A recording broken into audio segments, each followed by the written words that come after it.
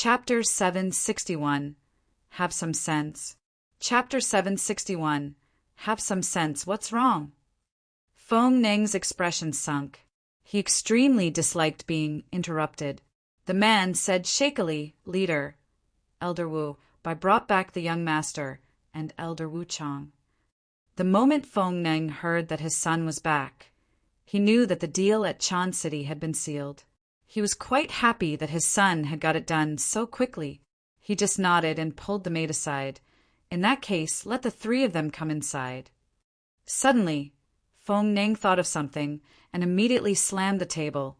"Next time you say something wrong, you'll get beaten to death." He remembered the words, "Wu Bai brought back the young master and Wu Chang," not "the young master brought back Wu Chang and Wu Bai." No, I didn't say it wrong. It's Elder Wu Bai who brought dash. The man was dumb and still hadn't understood why the leader was angry. Feng Ning sneered and got unhappier. He couldn't be bothered to keep listening. So he grabbed a cup and threw it at the man's forehead. The cup didn't shatter, but instead it embedded this man's head. The man looked at Feng Ning in shock. Even at death's door, he couldn't understand why the leader killed him.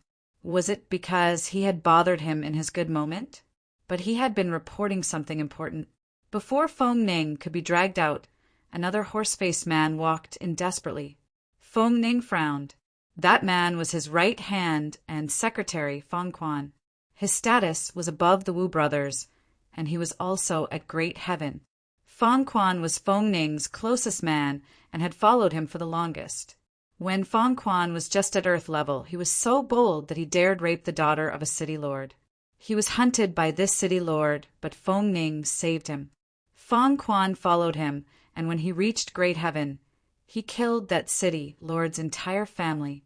So, although Feng Quan had come in at this time and Feng Ning was unhappy, he didn't say anything. Feng Quan didn't even look at the dead man on the ground. Instead, he said worriedly, "Big brother, young Master La Ping was killed in Chan City. Wei Chang died from losing too much blood after his ligaments were cut off. Only Wu Bai came back, but his powers have been destroyed." "What?" Feng Ning heard this, and his face changed drastically. He got up immediately, as veins popped out on his forehead. He only had one son, and he really was his jewel. Even though La Ping had secretly saved his concubine, he could pretend nothing happened. However, now, his son had been killed and his powerful underlings, the Wu brothers, had also been destroyed. Who did this? Who? Arg. Feng Ning was about to go crazy. He smashed the table in front of him into pieces. The two maids next to him shivered and hid on the side, fearing that their terrible master would kill them. Leader Wu Bai was useless. "Please punish me." Wu Bai had just walked inside and seen the furious leader. He knelt down immediately. The bodies of Feng Laping and Wu Chang were carried inside by 4 men behind him. Feng Ning's face turned pale gray. He walked to his son's body and saw a terrified face. Feng Ning clenched his fists. He was thinking about how to torture his enemy then. No one in the room dared to breathe loudly or talk. Feng Ning could kill anyone when he raged. After a long while, Feng Ning calmed down slowly and sat back on the seat. He then said coldly, "Wu Bai, tell me what happened." "Yes, leader." Wu Bai took a deep breath. He realized that the young master had died under his care, so no matter what, the consequences wouldn't be good. Yet, he still needed to report what had happened. "After we got to Chan City, we contacted the elders who had joined us dash." Wu Bai was interrupted by Feng Ning. He looked coldly at Wu Bai. "Get to the point. Save the useless be asteriskal shit." "Yes." Wu Bai felt defeated. Even though he was at great heaven, he was at most a dog to Feng Ning. Now that he had lost all of his powers, he was probably worse than a dog. Before this, Feng Ning had always been very polite to him and his brother. Also, Wu Bai was feeling dejected because Feng Ning hadn't told him to stand up, but he didn't want to keep kneeling. He got up and said in a calm tone, "It was an elder from the Magical Merchant Association who killed the young master. His name is Chu Yizhu. A half-step great heaven martial artist Feng Ning cursed coldly. Chuizhu, a mere half-step great heaven man, dared to kill the young master of the sea merchant clan. How dare he? I won't stop until I slice off his flesh and feed it to the dogs. Wu Bai sneered to himself, but said calmly. At the time, Chu Izhu kicked the young master. He didn't have any killing intent, but the young master died. I suspect that the real killer is not Chu Izhu, but Yemo. Who's Yemo? Feng Ning couldn't react yet. Wu Bai said calmly, Yemo is the person who is helping the Magical Merchant Association. He killed my brother as soon as he came in, and then young master knelt down for mercy. Chu Izhu was a spy of ours, but when he saw Yemo enter, he kicked the young master to suck up to Yemo. No matter who he is, I will let him have a taste of a pleasurable death. Feng Ning couldn't control his rage. That Yemo told me to tell you to have some sense, leader, because he might accidentally pass by here, Wu Bai added. Ha ha ha, have some sense. Feng Ning laughed. Fang Quan looked strangely at Wu Bai. He knew Wu Bai wasn't the talkative type, but he seemed to be talking too much today. Yemo. Fang Quan suddenly thought of someone. A few days ago, a man had killed countless masters at the magical continent mountain. Great heaven martial artists were like little chickens to him. Then he had continued and annihilated many hidden sects, including Tai. What made people fear him the most was that he had annihilated more than 10 sects in one day. These sects were very far apart from each other. It would take days by cart, but Yemo had done it all in one day. No one knew how Yemo had gone to this many places in such a short time. Everyone knew this, but no one dared to talk about it. Thinking about this, Fang Quan shivered. He was sure that the Yemo Wu Bai was talking about was this person. Who else could it be? Fang Quan, prepare the things and come with me to Chan City. I really want to see who this cocky bastard is. That I should have some sense? He better have the balls not to leave Chan City. And about that goddess Zihua.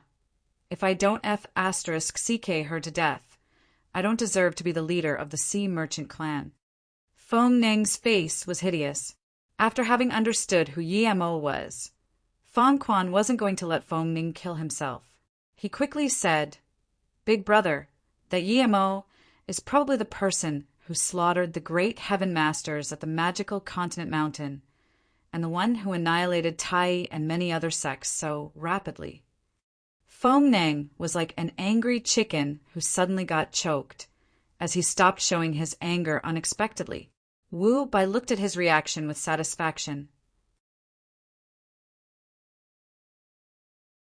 Chapter 762. Beautiful Woman Trick. Chapter 762. Beautiful Woman Trick. Feng Ning didn't think it would be the one name that could make him not dare to show his anger. He fell silent. He went from extreme fury to extreme calm. He could yell at the top of his lungs about killing other people, but when it came to Yemo, not only did he not dare do so, he also had to go apologize. Who was Yemo? He had easily killed Len Quan and Ling Wushui while being attacked by countless great heaven masters. Meanwhile, he would be just a piece of cake to Len Quan or Ling Wushui. Feng Ning was furious, but he didn't dare to show this anger. Perhaps if he foolishly made the order to hunt Yemo, the next moment his clan would become history. Yemo might really come for a spin to the sea merchant clan. But no matter how strong Yemo was, could he really just let go of Yemo killing his only son? Fang Quan could tell how Feng Ning was feeling. He sent the rest of the people in the room off and then said, Big brother, what do you plan on doing? Feng Ning put down his hands dejectedly and said, What can I do? It will be my luck if that slaughter god doesn't come annihilate our clan. If I tried to get revenge from him, it'd be like asking to die. But I really don't want to let it go like this either. Fang Quan smiled. Big brother, tell me the truth. Do you want revenge? Feng Ning said with a defeated face, He killed my only son. How can I not want revenge? But even if I want it, revenge is only possible if you're capable. I heard that Chioshin wanted to get revenge for his son, but didn't even last a single move against GMO. Perhaps what I should be thinking about now is how to save the clan. Fong Quan, think of a way to give a pricey gift to the Magical Merchant Association. Sigh. Fong Quan nodded. Yes, we must send this gift, but it's not impossible if Big Brother wants revenge. Fong Ning immediately got up and grabbed Fong Quan's hand excitedly. Brother, what way do you have to get revenge? Quick, tell me. Fong Quan patted Fong Ning's hand. Big Brother, who do you think is prettier, Goddess Sihua or Ji Mei? Fong Ning immediately thought of Ji Mei, her moon-like face and crescent moon-like brows, her white, jade-like skin. He almost forgot about revenge as he thought about her. There was only her appearance in his head. After a long while, he woke up and sighed. Although Goddess Sihua is a beauty, she's still a little worse off than Ji Mei. Brother, what does this have to do with Ji Mei? Big Brother, if you really want to get revenge, you'll have to give her to Yi Mo, Fong Quan said. What? Fong Nang was shook. He only got Ji Mei a year ago, when she was roaming the streets and was about to be sold. Fong Ning saw her and immediately fell in love with her. Because he loved her so much, he didn't go against her will and do anything like raping her. He agreed to do things after they were married half a year later. This was his woman, such a beauty. How could he give her to his enemy? No way. No, that's impossible. Fong Nung rejected it. Fong Quan sighed. Although he had some small calculations, his loyalty towards Fong Ning was mostly genuine. He felt like something was up with Ji Mei. With his experience, he knew that she was not the weak-looking girl she seemed. He had tested her countless times, but had never found anything, though. If they could kill Yi Mo and send her away at the same time, it would be killing two birds with one stone. But Fong Quan knew that Fong Ning wouldn't listen to his opinion of Ji Mei. He coughed. Big Brother, why do you think Yi Mo is helping the Magical Merchant Association? Fong Ning shook his head. He really didn't know. Fong Quan said, I understand this man. Everyone knows he is really powerful, but he has a special characteristic. He is extremely lustful. Big Brother, the reason why the events of Magical Continent Mountain happened was all because of a woman called Mu Xiaoyan. Yi Mo slaughtered for her. Fong Quan then continued. Mu Xiaoyan was already with Yi Mo, but Tai wanted her, so the battle occurred because of it. As for why Yi Mo is helping the Magical Merchant Association, it's also because Yun Zi is a very beautiful woman. She probably gave her body to Yi Mo for him to help them. Fong Ning sighed, but that doesn't mean he will like all beautiful women 100%. And can't we just give him a pretty one?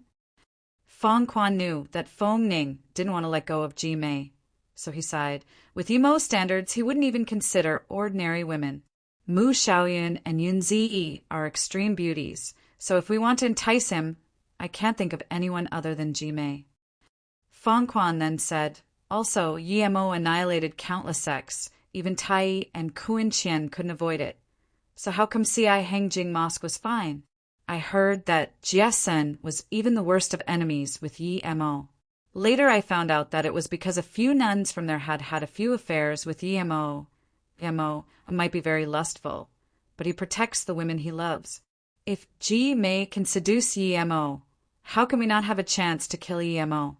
Also, after we kill Yi Mo, Ji Mei will still be yours. Fong Ning thought for a long time before sighing. Okay, we'll do as you say. But Yi Mo is such a master, it'll be hard to ambush him. Fong Quan saw that Fong Ning agreed and breathed easy. He replied, Big Brother, don't worry, leave this to me.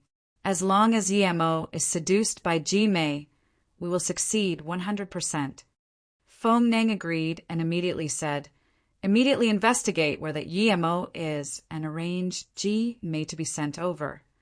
Hang Shui City. Yi Mo stood in front of this prosperous city and was lost in thought. A few years ago he had come there with Xiaoyan, but now he was by himself.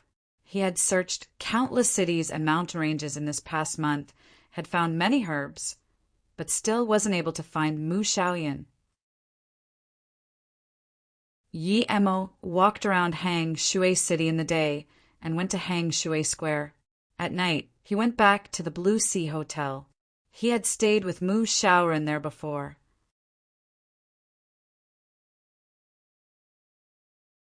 Chapter 763. Intervene when things aren't right. Chapter 763. Intervene when things aren't right. What? Yi Emo is already in Hang Shui? Feng Ning looked at Feng Quan in disbelief. The boat to the mortal side had left 10 days ago, and it was still on the sea. How could Yi Emo be in Hang Shui already? Could he fly? Feng Quan nodded, but his expression was very strange too. He said after thinking for a while, "Big brother, he was able to annihilate many sects in one day. How did he do it? I thought he had a flying pet, but now it seems like he can fly himself." Can he really fly? Feng Ning was more shocked than Feng Quan. He was at Great Heaven Tertiary stage and knew how hard it was to fly. He had heard that not even those who surpassed Great Heaven could fly. They could at most glide in the air, but the distance wouldn't be more than a few kilometers. Feng Ning soon knew what Feng Quan meant. He looked excitedly at Feng Quan. Feng Quan nodded. "Big brother, once we have him in our hands, we should just disable him first. If I'm not wrong, there's a heavenly shocking secret about Yi Emo. He's less than 30 years old, but he can already easily slaughter Great Heaven Masters, and he can fly. From this, we can tell that he's definitely not cultivating ancient martial arts." Feng Ning took a long breath. This was the answer he wanted to hear. He feared Yi Emo a lot before, but now he could put all of those thoughts aside. If he really attained Yi Emo's cultivation method, what would he become? Couldn't he dominate the hidden sex world, or even the entire magical continent? Feng Ning didn't dare to keep thinking. But Feng Quan continued. "However, I'm sure that I'm not the only one who noticed this. Elder Feng from Ice Lake must have noticed this too. With her wits and selfishness, no matter what kind of disciple Mu Xiaoyan was, there was no way she would openly stand against the entire hidden sects just to save Mu Xiaoyan. Yet she did." "Brother Feng, what do you mean?" Feng Ning looked excitedly at Feng Quan. Feng Quan sneered. "Big brother, I'm sure that Elder Feng realized that Yi Emo doesn't cultivate ancient martial arts, so she guessed that Mu Xiaoyan must have been cultivating what Yi Emo taught her. Therefore, she took Mu Xiaoyan away to get it from her. The reason why Yi Emo still hasn't found Mu Xiaoyan is probably because she has either been hidden or killed by Elder Feng. Big brother, you can't win if you don't take risks. Moreover, we have Ji Mei. We can easily attain this wealth, so we can't give up. That's why I would like to propose to Big Brother to send Ji Mei to Hang Shui with Blue Condor," Feng Quan said. Feng Ning didn't hesitate this time and nodded. "We have a resting tower in the sea. Blue Condor should be able to arrive in the other side in 1 day's time. But we also need to go to Hang Shui immediately. I think that Yi Emo might have gotten his hands on something that was passed down from ancient times. He's really lucky to be able to obtain such a cultivation method." Feng Quan smiled. "Big brother, no matter how many cultivation methods he got, everything will be ours in the end." Yi Emo stayed in the hotel for 3 days. On the 4th day, Yi Emo was prepared to leave Hang Shui. It was pointless to stay there anymore. Just when Yi Emo got to the door of the hotel, he saw a vicious man chasing a woman in rough clothes. The man had a bamboo whip and cursed as he chased. "Bitch, how dare you run?" Then he whipped the woman, and the woman held in pain and happened to fall at the door of the hotel. Yet no one dared to stop the man. Yi Emo frowned. He saw that although the woman had hair and dirt covering her face, she was extremely beautiful. The man came to the woman and was about to whip her again. Just when Yi Emo wanted to ask what was going on, a man in a blue shirt walked out and stopped the man. "Friend, why are you so cruel to a weak woman?" The man stopped and looked at the man in a blue shirt and said coldly, "I'm beating a woman I bought. What's that got to do with you? Move aside or I will beat you too." The man in a blue shirt smiled faintly. No one saw how he did it, but they suddenly realized that the bamboo whip had fallen in his hands, and with a rub, the bamboo whip turned into dust. Everyone was shook. This man was at least at the earth level to be able to do this. The man also seemed to be shocked by the man in a blue shirt's power. He was dazed before saying, "Just because you're strong, you're going to rob me of my possession." The blue shirt man sneered. "She's clearly a human, yet you call her your possession. How much money did you spend on her?" 50. No, I didn't spend gold coins. The man looked worriedly at the man in a blue shirt. The man in a blue shirt threw 5 gold coins to the man and said, "Take the gold coins and piss off. If you dare breathe in front of me for one more second, don't blame me." The man was stunned by the man in a blue shirt's killing intent and quickly ran off with the money. People around laughed and left. At this moment, the woman crawled up and bowed to the man in a blue shirt before saying, "Ji Mei thanks you for saving her life." Her voice was crisp, but her tone was melancholic. Almost everyone who heard her cried out of sympathy. Ji Mei didn't expect that she would be saved by this man. Things hadn't gone according to the script. Yi Emo saw this woman and thought of Mu Xiaoyan even more. When he first met Mu Xiaoyan, she was also like this. Yi Emo shook his head and walked out of the hotel. Ji Mei seemed very weak and didn't have the power to stand after saying one sentence. Yi Emo walked to the door, and the way Ji Mei fell happened to be in his direction. A faint aroma entered his nose. Yi Emo frowned and retreated a step while hooking Ji Mei with his leg. Ji Mei quickly got up and said worriedly to Yi Emo, "Big brother, I'm really sorry, I didn't mean it, thank you." Yi Emo looked more carefully at her this time and couldn't help but truly be shocked at her beauty. She was even a bit more enticing than Mu Xiaoyan. She had that natural feeble feeling. Her eyes looked down, but they were very seductive. The coarse clothes she had couldn't cover her out-of-this-world beauty. The messy hair added a sense of worry-inducing beauty to her. But was also very perky. This woman was only worth 50 gold coins. Yi Emo was shocked. Ji Mei was surprised. She intentionally let Yi Emo see her face, but she only saw some shock in his eyes. He didn't try to chat her up with lustful intent, as she expected. Chapter 764 Made Ji Mei. Chapter 764 Made Ji Mei. That blue shirt man walked up to Yi Emo and saluted him with his fist. "Friend, you are talented. I'm Fu Wu. If you don't mind, let's go have a drink." Just then, Yi Emo had moved his leg really quickly and smoothly. With the blue shirt man's quick eyes, he could tell Yi Emo was no ordinary man.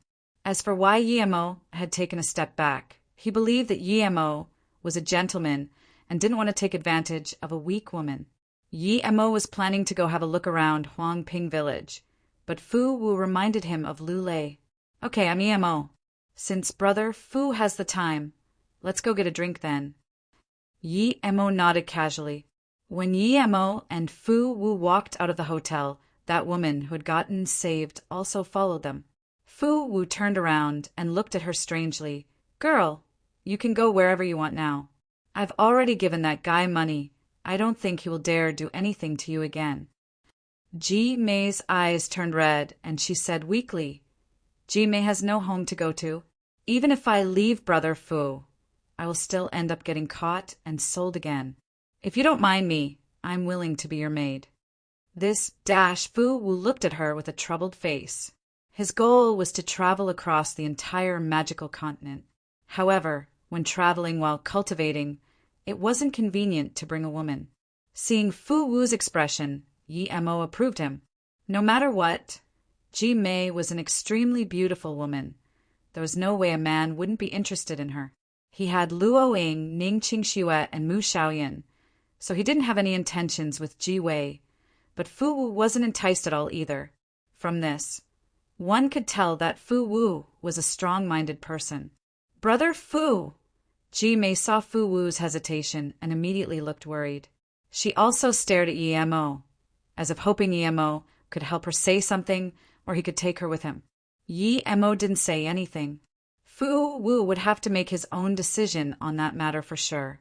Fu Wu thought for a while and said, "How about this? Ji Mei, come and eat with us first, and then we'll talk about other things." "Yes, Brother Fu, Brother Yi." Ji Mei followed them obediently. The three of them went into a nearby restaurant. Although Fu Wu had ordered dishes that covered the whole table, no matter what Fu Wu said, Ji Mei just stood on the side feebly.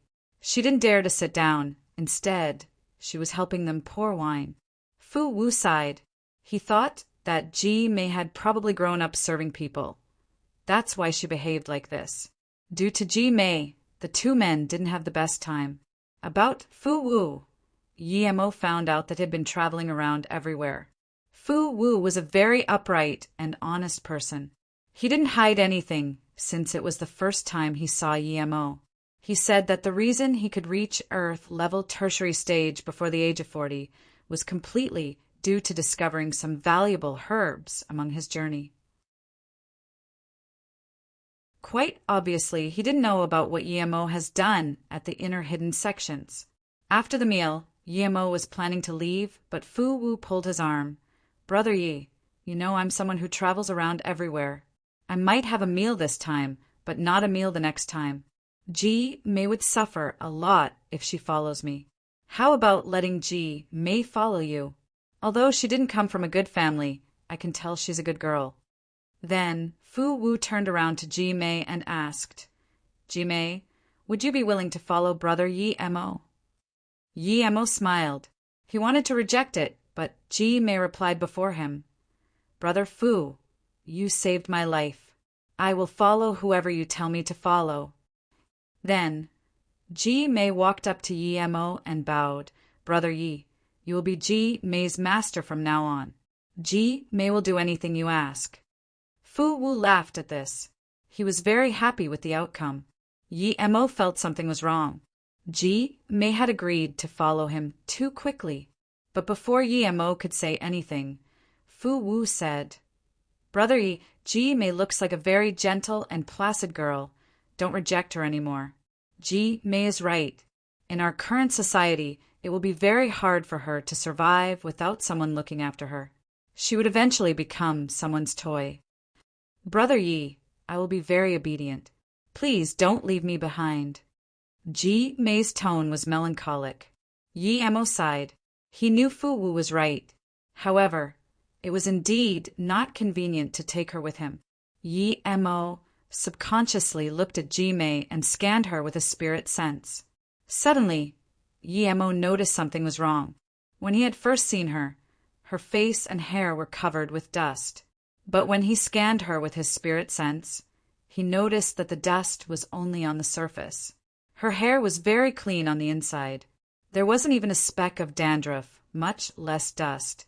Considering how she had happened to fall on him at the hotel, Emo was suspicious. Emo didn't restrain himself anymore and scanned his spirit sense inside her body. Her skin was snow white and clean. Emo was suddenly shook and immediately took back his spirit sense. He was astonished. Ji Mei was a cultivator and someone much more powerful than him. She was at least a chi gathering peak.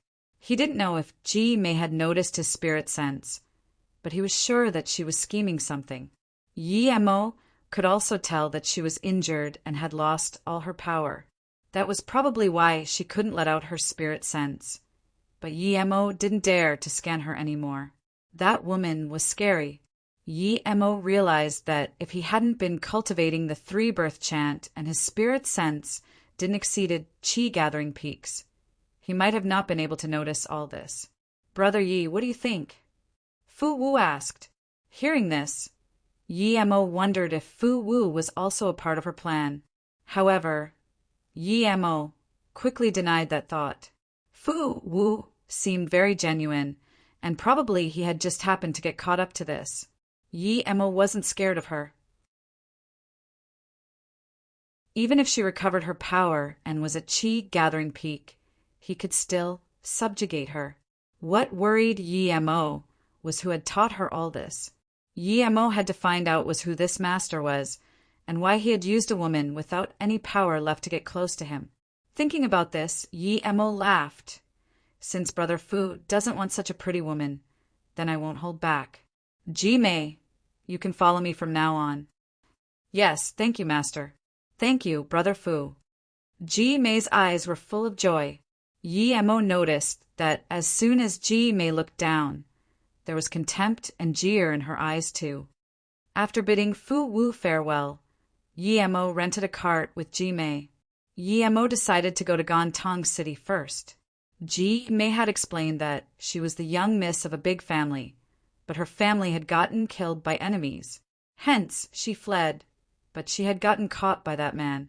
She didn't want to stay with him, so she ran away. Yi-Mo didn't believe a word she said.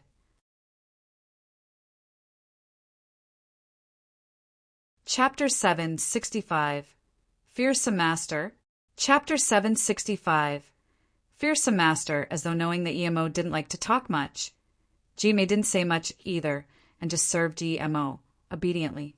What made her feel strange was that someone as lustful as Yi-Mo didn't ask her to sleep with him. Shilin Town was a small town near Gontong City. Yi-Mo arrived there after riding a cart for a week. It was just noon now. What made Ji-Mei feel strange again was that Yi-Mo for the first time wasn't in a rush to continue traveling, and instead he stopped at the town and asked for 2 rooms at a hotel. No matter what Yi-Mo did, Ji-Mei wouldn't ask questions. It was as though she really was a maid. Ji-Mei, I need to cultivate till night, so don't disturb me and don't let anyone disturb me. Yi-Mo closed the door and said. He noticed that wherever he stopped, there always seemed to be someone watching their cart. Yi-Mo could tell that it wasn't Ji-Mei wanting to look for trouble with him, but the person behind her. Ji-Mei's powers were all lost, so perhaps she was being controlled by the people behind her. Someone who could abolish the power of a peak stage qi gathering cultivator must be at least at the foundation establishment state. Yes, Mast, Ji-Mei agreed. Yi-Mo nodded and went into the room, closing the door. He was sure that Ji-Mei had lost her powers and couldn't use any spirit sense, but just in case, he still set up a spirit sense blocking formation. Yi-Mo watched Ji-Mei with his spirit sense and noticed her just dazing in her room, so he didn't bother with her any longer. He took a great qi increasing pill and started digesting the pill. He knew she was at least a qi gathering peak cultivator, so he was all the more urgently trying to increase his cultivation. When Yi-Mo opened his eyes again, he noticed it was dark. He scanned his spirit sense into the room next door and found Ji-Mei cooking something. Yi-Mo looked at the herbs and noticed that what she was cooking could make people lose their inner qi for some time when inhaled. Was she planning to use that against him? Yi-Mo sneered. That would only make his qi a little weaker, even if he ate it. At midnight, when Yi-Mo digested the second great qi increasing pill, 2 people appeared in her room.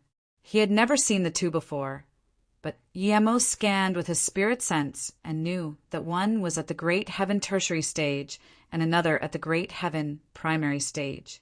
Yi-Mo noticed that the things Ji-Mei had been cooked had been made into incense, and it was burning. Yi-Mo stood up in shock. He didn't expect that Ji-Mei would have made that to deal with the 2 Great Heaven Fellows. Yi-Mo also noticed a big blue condor by the room. Did those 2 ride that here? Yi-Mo took away the formation and neared the wall. He wanted to hear what the relationship between these 3 was. Ji-Mei, what incense is this? As Feng Ning smelled it, he asked. Ji-Mei blushed and bowed to the 2, saying quietly, It's an aphrodisiac incense. I bought it in the town. This Yi-Mo only walks by my room each time, and he has never shown any intent on staying with me at all.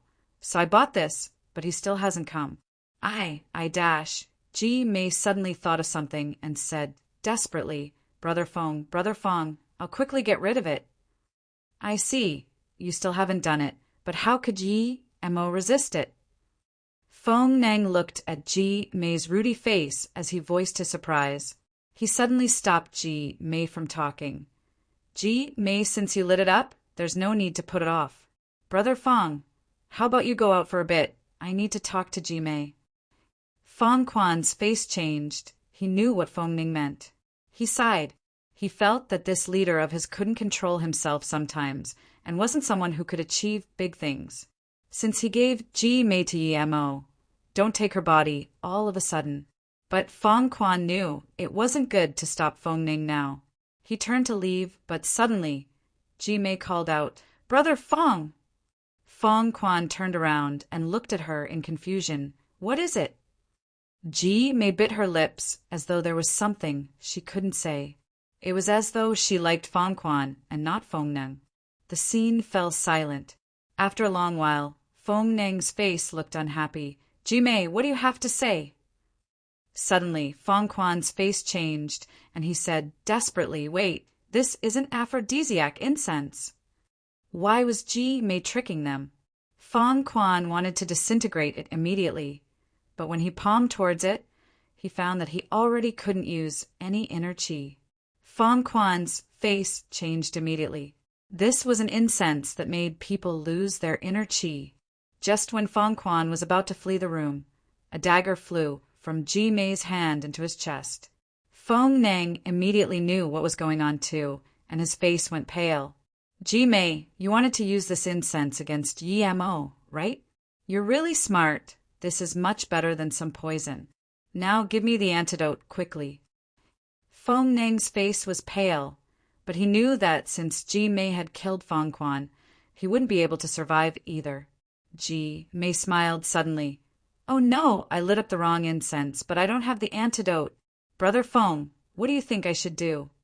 Then Ji Mei walked up to Fong Quan and pulled out the dagger before slowly walking to Fong Ning. Ji Mei, what are you doing? I brought you back from Xanjia Mountain, and I truly loved you. Fong Ning uttered. Yemo heard this and thought, Xanjia Mountain? Ji Mei cursed, You really love me? You shameless old geezer. You kept trying to take advantage of me and wanted me to give up my body for the survival of your sea merchant clan. You brought me back from Xanjia Mountain.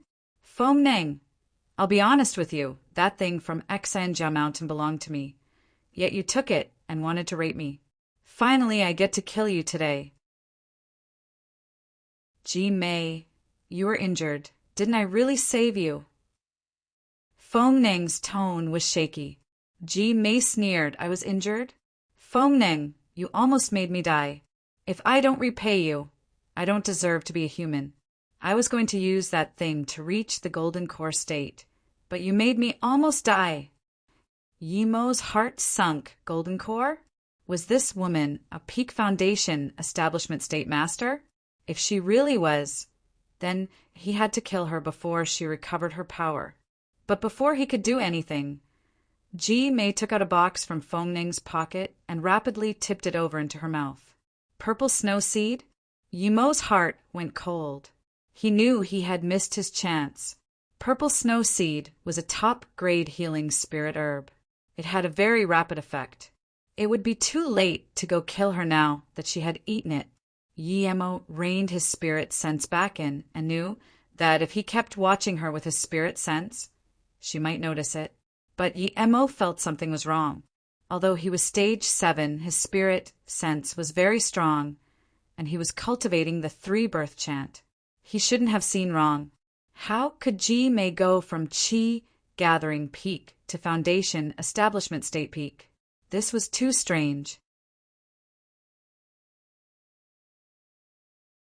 Chapter 766, Luo Yin's Old Home.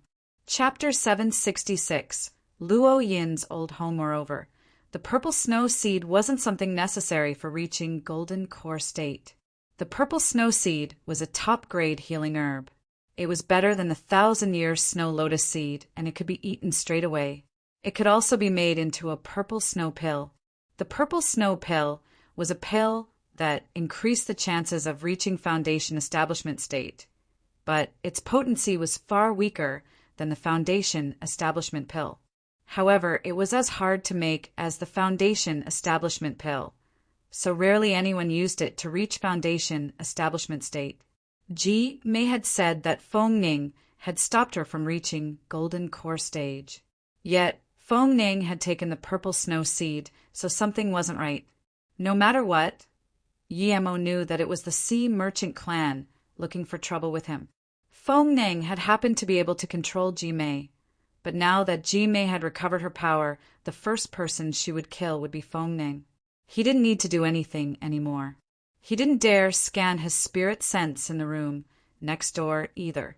No matter how overpowered his three-birth chant was, it was nothing against a foundation, establishment, state, peak martial artist. Yi Mo poured himself a cup of tea and sat down.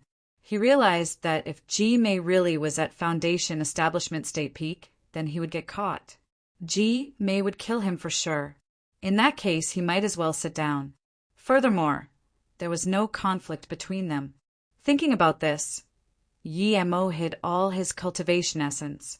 If someone searched him with their spirit sense, they would find that he was an ordinary, great heaven tertiary stage martial artist. Indeed, Yi Mo didn't have to sit for long until he noticed a spirit sense scanning in there. It was clearing looking at his situation. Yi Mo was suspicious. That spirit sense was at most a chi gathering peak. Had she said that she was at almost golden core to make him feel scared? The next moment, someone knocked on Yi Mo's room. Yi Mo sighed. What had to come, had to come. He got up and opened the door, letting Ji Mei walk in. He could tell she had recovered her powers. Seeing Yi Mo frown, Ji Mei smiled. Thank you for these past few days, Master. I shouldn't have come to disturb you this late, but I'm leaving. I won't be able to serve Master in the future, so I came to tell you. Yi Mo breathed at ease. It seemed that she didn't intend to kill him. After a while, since Yi Mo wasn't telling her to wait until daylight to leave and Yi Mo didn't comment anything about her sudden strange behavior, Ji Mei suddenly asked, Master, what do you think of my looks? Yi Mo was dazed. He didn't know why Ji Mei was asking this, but he still said, You're very pretty. Oh. Ji Mei smiled and said enticingly, But I heard you're very lustful. Since you think I'm pretty, why didn't you let me stay with you for the night? Yi Mo sneered. He knew that Ji Mei wanted a reason to kill him, so he said, No wonder Brother Fu didn't want you to follow him. It's only been a few days, and you already showed your true self. I think it was probably an act that day you were beaten. But even if I'm lustful, I'm not interested in a bitch like you. Yi Mo couldn't help to think of Mu Xiaoyan. Her feelings were true love. Ji Mei wouldn't be able to pretend that no matter what. After hearing this, Ji Mei was dazed. She immediately looked angry, but soon it disappeared. Ji Mei sighed. I heard you killed countless masters for your girl and that you were very lustful. But now it seems rumors really can't be trusted. Indeed, I was coerced a few days ago, but I actually was getting beaten. You and Fu Wu are both nice people. You're at great heaven tertiary stage, yet you could kill that many great heaven peak masters. You're really talented in ancient martial arts. Ji Mei suddenly shot out a fireball and said plainly, Although you're not bad, if I wanted to kill you, I could with just simply raising my hand. But seeing that you're an honest person, I'll let you go. Then Ji Mei threw her fireball to the tea table in front of Yi Mo. Yi Mo saw the fireball and immediately realized that he had overestimated this woman. The fireball was far weaker than his. That woman was only at chi gathering peak, not at foundation establishment state peak. Yi Mo looked at the fireball and sneered. I have never needed people to have mercy on me. I control my own life. A chi gathering peak woman. That was no threat to Yi Mo at all. If that woman dared to attack, he wouldn't mind killing her. Ji Mei suddenly burst into laughter. They say all men with some capabilities are prideful. It seems to be really so. But I said I'll have mercy on you, so I will. One word of advice, it's better to be humble. Otherwise, you might not even know how you die. You're lucky that I'm in a good mood today. Then, Ji Mei blinked out of the room and disappeared. Yi Mo sneered. He knew that Ji Mei didn't have a systematic knowledge. Although she was at Chi gathering peak, there were a lot of things she didn't understand. He thought of the cultivator he met in the South Pole. He had said that he also came from Xianjia Mountain, and that woman also came from there. Were they together? Wait, that man had said that he had found the cultivation ruin with his martial brother, not a woman. Yemo didn't keep thinking about this. It had nothing to do with him, and he didn't need to stay in that town. He got on the flying sword and dashed out of the window into the night sky. Ji Mei had gone to the roof, but she suddenly seemed to have thought of something. She went back to Yemo's room, and as soon as she did, she was dazed. Yemo had just been here a moment ago. How had he disappeared already? Ji Mei sneered. You're trying to run away? Since I want to find you, you will come back obediently. I was planning to let it go like this, but since you're trying to run away, you can serve me for a few days. While saying this, she scanned her spirit sense out. Her spirit sense could reach 8 to 9 kilometers, but soon her face changed drastically. There was no sign of Yemo in her spirit sense range. It had only been half a minute since she had left Yemo's room. How could he be more than 9 kilometers away in such a short time? She decided to go to Gantong City. Jimei didn't want to return to Xianjia Mountain immediately. She knew Yemo was going to Gantong City, and she had to understand this. Yemo didn't go to Gantong City. He went to Shifeng village under Gantong City's reign. Luo Yin had been called Shijingqin before she had gone to the hidden sections. Luo Yin was in a jade coffin now. Yunzi had supplied him with jade. He had made a jade confin and put it in his golden script world. Yemo still didn't know what sort of world it was, but he knew that it didn't follow world laws. Hence, nothing could deteriorate inside. Shifeng village was much larger than Huangping village. There were about 100 families there. Most of the houses were quite tattered. Yemo looked at the serene scene and took a deep breath before walking into the village. Chapter 767. You annihilated the Tai sect? Chapter 767. You annihilated the Tai sect? Yemo stopped a few tea-picking girls and asked politely, girls, may I ask if Shijingqin's family lives here? Those girls who were stopped all bravely looked into Yemo's eyes, at first with eyes that had fire in them. But after Yemo asked about Shijingqin, their faces changed drastically, and they all avoided Yemo and turned to leave. Yemo felt strange.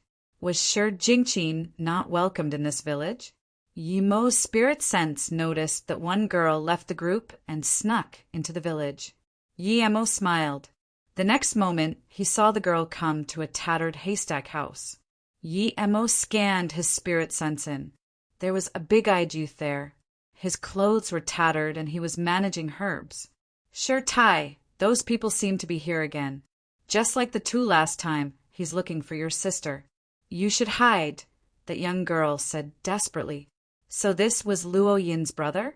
But who was looking for trouble with Luo Yin and even bringing her brother into it too? Why would you hide from me? Yemo smiled. Ha! The young girl saw Yemo suddenly appear at the door and she screamed. She was very careful when she came, yet this guy knew somehow. Her face went pale, and Yemo could see her body shake. Sure, Tai put down the work and grabbed an axe, saying coldly to Yemo, this has nothing to do with sisterly, come at me.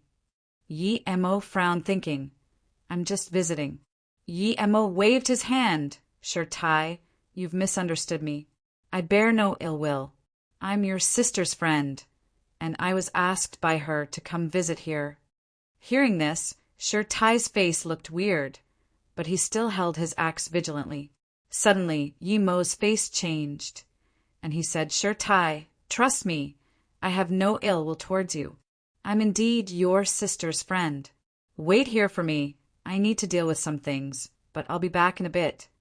Yemo then turned to leave. Sure Tai, he left, you should run quickly. Sister, Li said with a pale face. Sure Tai shook his head. I don't want to run. He said he knows my sister, so I will wait for him here.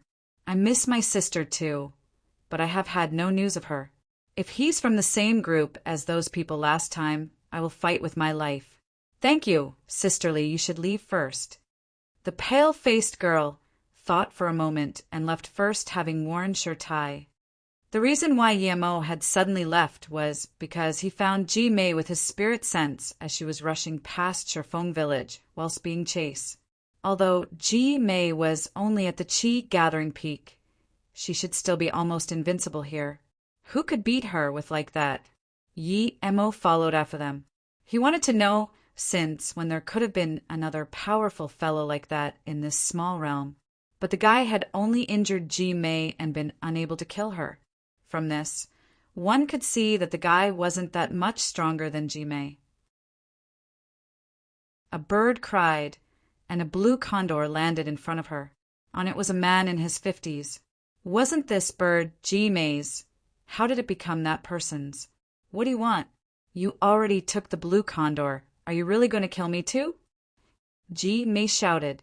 Yemo sent his spirit sense out and saw that this man was a cultivator of ancient martial arts. But his power was about the same as Li Cheng's, or even greater. He was a true great heaven, or what people here called the level which surpassed great heaven. No wonder Ji Mei was no match for him.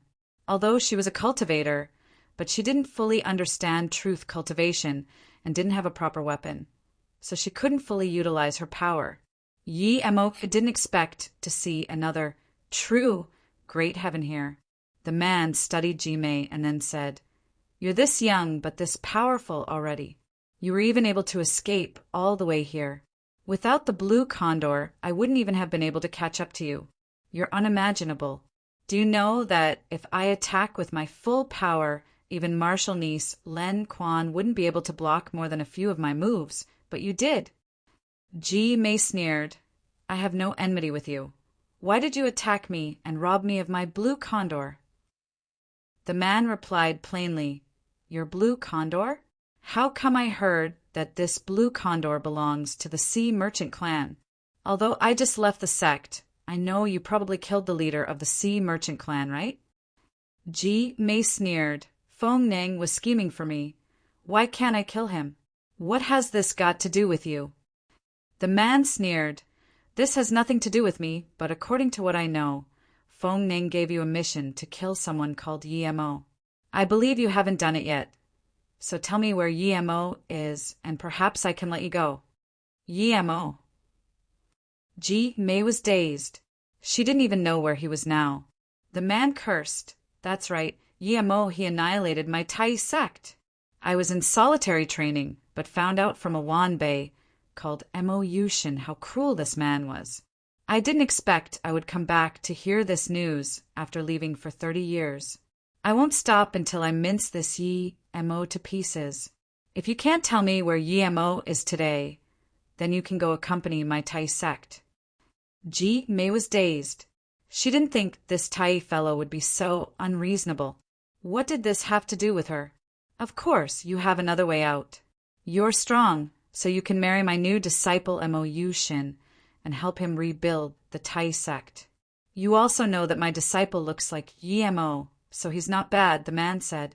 Ji Mei just realized that the latter part was the man's main purpose. How shameless! Ji Mei cursed. When she had seen Mo Yushin, she thought that he was Yemo at first. By the time she realized he wasn't Mo Yushin had already escaped. But she had called Mo Yushin Yemo, so they knew everything from that. Yemo understood by now that this man was a Qianbei of the Tai sect who had been in solitary cultivation. From what this man said, he probably didn't know of Li Cheng's existence. Yemo's killing intent sword. He wouldn't let such a person leave. If Mu Shaoran met this guy one day, she would be done for. And that Mo Yushin too. He would go destroy him as well. Yemo slowly took out his flying sword. Ji Mei was injured, and just when she was trying to find a way to escape from this man, she saw Yemo walk over. She was dazed and immediately rejoiced. "Qianbei, the person you're looking for, is here. Now I have no business here anymore, so I'll be leaving." Then Ji Mei turned to leave. Yi Mo's life had nothing to do with her. The man saw Yi Mo and immediately knew why Ji Mei would mistake Mo Yushin for Yi Mo. They really looked the same, but if you looked carefully you could see the difference. "You're Yi Mo? You're the one who annihilated the Tai sect?" The man saw Yi Mo and asked. He didn't care that Ji Mei left. He was sure he would be in time to catch her after he killed Yi Mo anyway.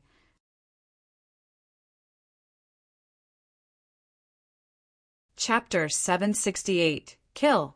Chapter 768. Kill Yi Mo smiled at this man and then flicked the sword in his hand. "I didn't think I would be seeing the second true Great Heaven Master. This must mean that Kuan Qian and Ci Hangjing Mosque also have Great Heaven Masters."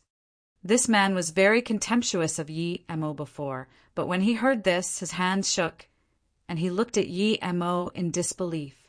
After a long while, he asked, "You're this young, yet you know the secret about Great Heaven?" This was a secret kept from most of the ancient martial artists. He himself had only found out about it after he broke through the peak of the heaven stage. This Yi Mo had mentioned it, so casually. Was he also a real Great Heaven Master? Yi Mo ignored the question and asked, "Do you know Li Cheng?" "Li Cheng? I have some impression of him." The man thought for a moment and said, but he soon remembered his purpose of finding Yi Mo. "Even if you know the secret of Great Heaven, you won't escape death today." Then his long sword turned into a flurry of sword shadows as it struck towards Yi Mo. Yi Mo knew this was the man not considering him as an opponent.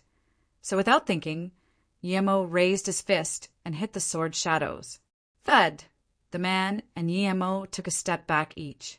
Yi Mo was sure that the man was stronger than Li Cheng, but he wasn't as strong as him. "You were able to find my sword within the sword flurry and hit it precisely? Very well. You're worthy of witnessing 80% of my full power." The man struck with his sword again, but this time it wasn't just sword shadows he displayed. His long sword produced an inch-long sword ray.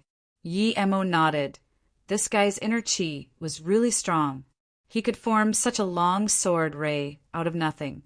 But Yi Mo wouldn't let his opponent act cocky without rebuttal, and he laughed contemptuously. "Old fart, keep bluffing like that, and I won't even need to fight you. You will just blow yourself into the air if you keep elevating yourself like that." The sword ray left the sword and pierced at Yi Mo. But then immediately more sword rays formed, and they all shot at Yi Mo, each of them with the same frigid, killing intent. Yi Mo knew that if he let this man keep shooting his sword rays, he would eventually be surrounded by them. One wrong step then, and he would be shot. This guy was really strong, and this sword technique was also very powerful. If he could get it and comprehend it through the three-birth chant, he could change it and then improve his fighting power. Yi Mo knew that his cultivation essence and spirit sense were strong, but his relative battle power wasn't strong. His fighting method was simplistic and could only allow him to reign dominant in this realm. There was a great disadvantage about his flying sword. It was very easy to kill opponents weaker than him with it, but for people on his level or higher, the flying sword could easily be controlled by them.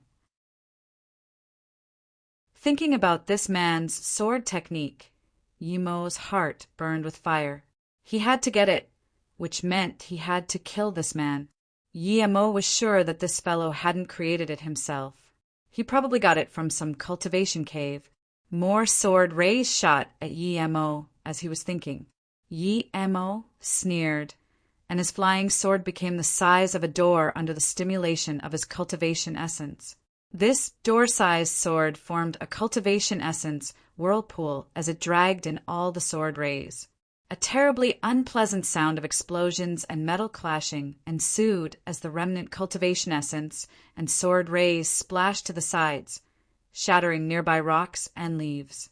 Yi Mo breathed easy. He knew he could do this only because the man wasn't proficient in this sword technique. If he could control it freely like Yi Mo could his flying sword, then this method of counterattack wouldn't work. The man didn't expect Yi Mo to be able to break his ultimate move and was visibly shook. The man's battle experience clearly wasn't much to speak of. His sword rays had been annihilated, sure, but he wasn't on the lower hand at all yet, but he didn't make the next attack and instead chose to retreat and protect himself.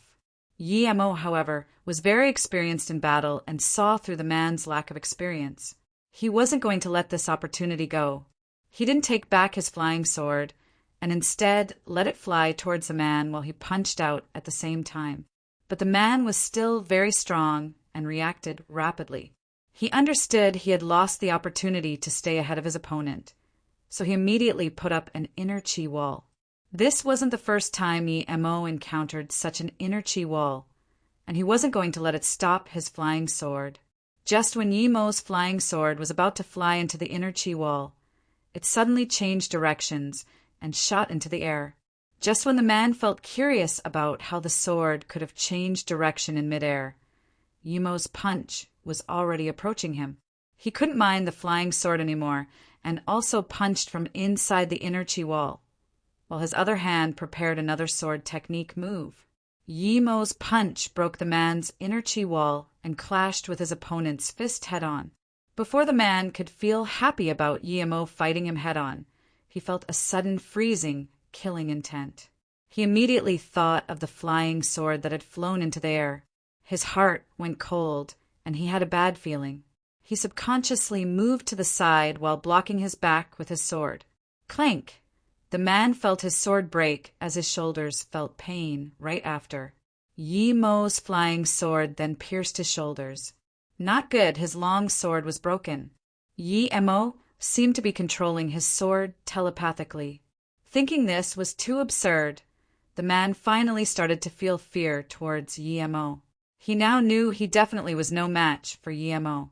As soon as his sword broke, the man shook his wrist. His long sword turned into countless shards, which all flew towards Yi Mo. When he saw this move succeed, he knew his life was saved. All he needed to do next was to go on to the blue condor. Without checking the result of his attack, he dashed onto the blue condor, and the next moment he flew into the air. Yi Mo, I'll leave this enmity here for now. But if I don't pulverize your bones and annihilate your family in the future, I swear I'm not human, the man cursed in the air. Meanwhile, Yi Mo's flying sword had formed a cultivation essence whirlpool again and stopped all the shards. The next moment, Yi Mo flew into the air with his flying sword. Run away from his flying sword on a bird? Keep dreaming. The man never expected that Yi Mo would be able to chase up in the air, so he just sat on the bird, patching himself up. But when an approaching killing intent etched itself into his heart again, he shivered and subconsciously looked up. He horrifyingly saw Yi Mo standing in front of him as a white ray fell on top of his head. No, he howled before two parts of a body then fell down in a rain of blood. Meanwhile, the blue condor screeched and flew off.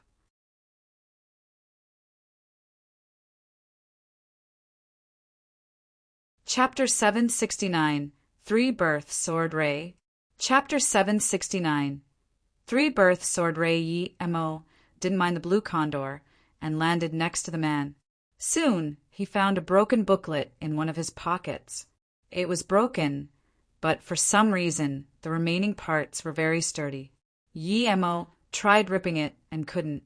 Yi Mo opened the booklet immediately and found it to be a sword technique indeed. However, it had no name and only the first half was left. Yi Mo flipped through it casually and found it to be a very powerful sword technique. Although only half of the sword technique remained, that was no problem for him. He cultivated the three-birth chant, so as long as he had the former part, he could form the latter parts himself, and it might even become stronger than the original. The sword technique only had 3 levels. The first level was forming a sword ray, the length of which was based on a person's characteristics and power. There were many types of sword rays. They could be formed from inner chi, killing chi, and sword chi. The sword ray, leaving the sword to attack, was only the first level of the sword technique. Yi Mo found that when you cultivated the latter stages, The sword ray could be boundless in size or extremely small to go through any hole. It wouldn't even need a sword to shoot it out from anymore. Yi Emo sighed. If this man had reached stage 2, then he might have been in danger. Yi Emo closed the small booklet and didn't keep looking in case it affected him in creating his own version. He believed he could create a better one through the 3-birth chant. This sword technique had no name, so Yi Emo decided to call it the 3-birth sword ray after thinking for a bit. Yi Emo dumped the sword technique into his storage ring and then burned the man to a crisp before heading back to Shifeng village. Ji Mei had kept running. Luckily, she had eaten the purple snow seed and the potency was still there.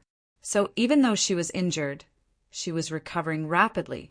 She knew she had to leave as far as possible. If that man killed Yi Emo, it would soon be her turn. She rejoiced at her luck that Yi Emo came up like an idiot. Luckily, she didn't kill him at the town, or she would be the dead one now. Suddenly, Ji Mei was shook and stopped.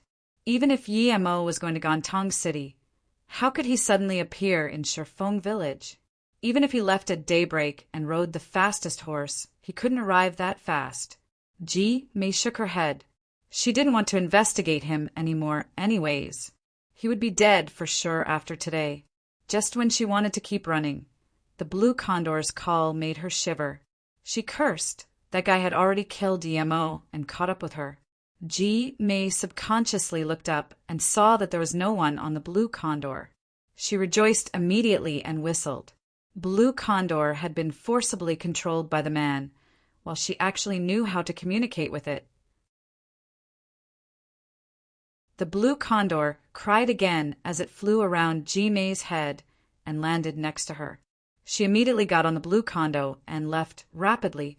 When she was sure she was safe, she thought, the blue condor couldn't have come for no reason. Since it's here, where is that terrifyingly strong man? He should be on the blue condor. There was no way he would let it escape. Suddenly, she had this thought that even she didn't believe. Did Yi Emo kill that Tai master? How could that be? No matter how great his fighting prowess was, he was only great heaven. At that age, it was already absurd that he was great heaven. How could he have killed that Tai master? But there was no other plausible explanation except for this. She wanted to make the blue condor to fly back and check, but she then remembered that her life was more important. So she eventually flew towards Xianjiao Mountain. When Yi Emo came back to Luo Yin's home, he found that Shi Tai wasn't there. He scanned his spirit sense around and found that he was with that sisterly, and they seemed to be talking about something at the exit of the village. Yi Emo shook his head. He didn't really need to call him back anyway. Luo Yin didn't tell him to look after Shi Tai. Yi Emo took out her jade coffin and put it at her door and said, "You told me to bring you back to your home. I've gotten half your revenge, but there's still Jie-sun. If I see her, I will kill her too." After he said that, he noticed that Luo Yin's face seemed a little more natural in the coffin. Did he see wrong? Yi Emo wanted to look more carefully, but he then saw Shi Tai coming back. He put the jade coffin back into his gold page world. "Did you really know my sister?" Shi Tai walked up to Yi Emo and asked calmly. Yi Emo nodded but didn't take Luo Yin's coffin out. Yi Emo said, "I never heard Shi Jingqin mention you, so however." Shi Tai's eyes went red instead, and he said, "But it seems like you really know my sister. Then why didn't she come back? Is she okay?" Yi Emo muttered, "She's in a very good place now, so you don't need to worry about her. I would like to know, though, why did your sister not mention you?" Shi Tai took Yi Emo into a room before saying, "When I was 2, my dad passed away. Mother took care of me and my sister. Life was very hard, and when I was 3, we didn't have enough food due to a mass starvation. My mom took me and left Shifeng village while leaving my sister behind. She was only 14 at the time. Before Mother died, she said she owed Sister the most. When she left Sister behind, she knew that Sister wouldn't be able to survive. Each time my mother mentioned it, she cried. I later realized that Mother had chosen me between me and my sister. I felt sorry for sister. So a few years after mother passed away, I came back to this village to see if my sister was still here. Yi Emo couldn't help but sigh at Luo Yin's tragic childhood. Shirtai said, "After I came back here, I found out that on the 4th day after we left, a good-hearted nun had come by here. She brought a lot of money and food and saved the people in the village. She lived at my house and took care of my sister. She stayed here for 4 years, and in those 4 years, my sister was very healthy. Then she took my sister and left the village and disappeared. 2 years ago, I came back to this village and have been waiting for my sister here. I trust she'll come back one day." "Then why did everyone avoid me after I asked about your sister?" Yi Emo asked. Sure, Tai clenched his fists and said, "A year ago, someone came to this village and asked about my sister. Someone said my sister never came back, and he immediately killed that person calling him a liar. I understand that he was looking for trouble with my sister, but I happened to be out picking herbs, so I avoided that disaster. For some reason, he left the village suddenly." Yi Emo was almost certain that Jie Sun must have sent that person to look for Luo Yin. "What do you plan on doing?" Yi Emo knew Luo Yin wasn't coming back, so it was pointless for Shirtai to keep staying here. Shirtai bit his lips and said, "I will stay here to wait for my sister. I'm going to train in ancient martial arts and help her. I know someone is trying to harm her, so I must help her."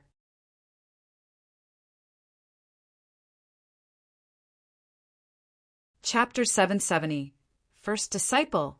Chapter 770 First Disciple Yi Emo could only say helplessly, "Your sister is in solitary cultivation. The sect doesn't allow her to come out easily. Sometimes people have to stay inside for a few decades, so stop waiting for your sister. And if you really want to help your sister, do you think you can achieve reaching an astounding martial arts level in this village? I'm Yi Emo, your sister's friend. If you want to learn martial arts, I can teach you." Yi Emo thought that he had a whole stack of ancient martial arts cultivation methods. He could easily give him a few. Shirtai heard this and was dazed. However, he reacted quickly and knelt down on the ground. "Master, I'm willing to learn. I want to learn. I know martial arts are very hard to learn, but I'm not afraid to work hard." Yi Emo shook his head and said, "Get up first and put your hand on this machine." Yi Emo took out the testing device that Yunzi gave him, a wind spirit root.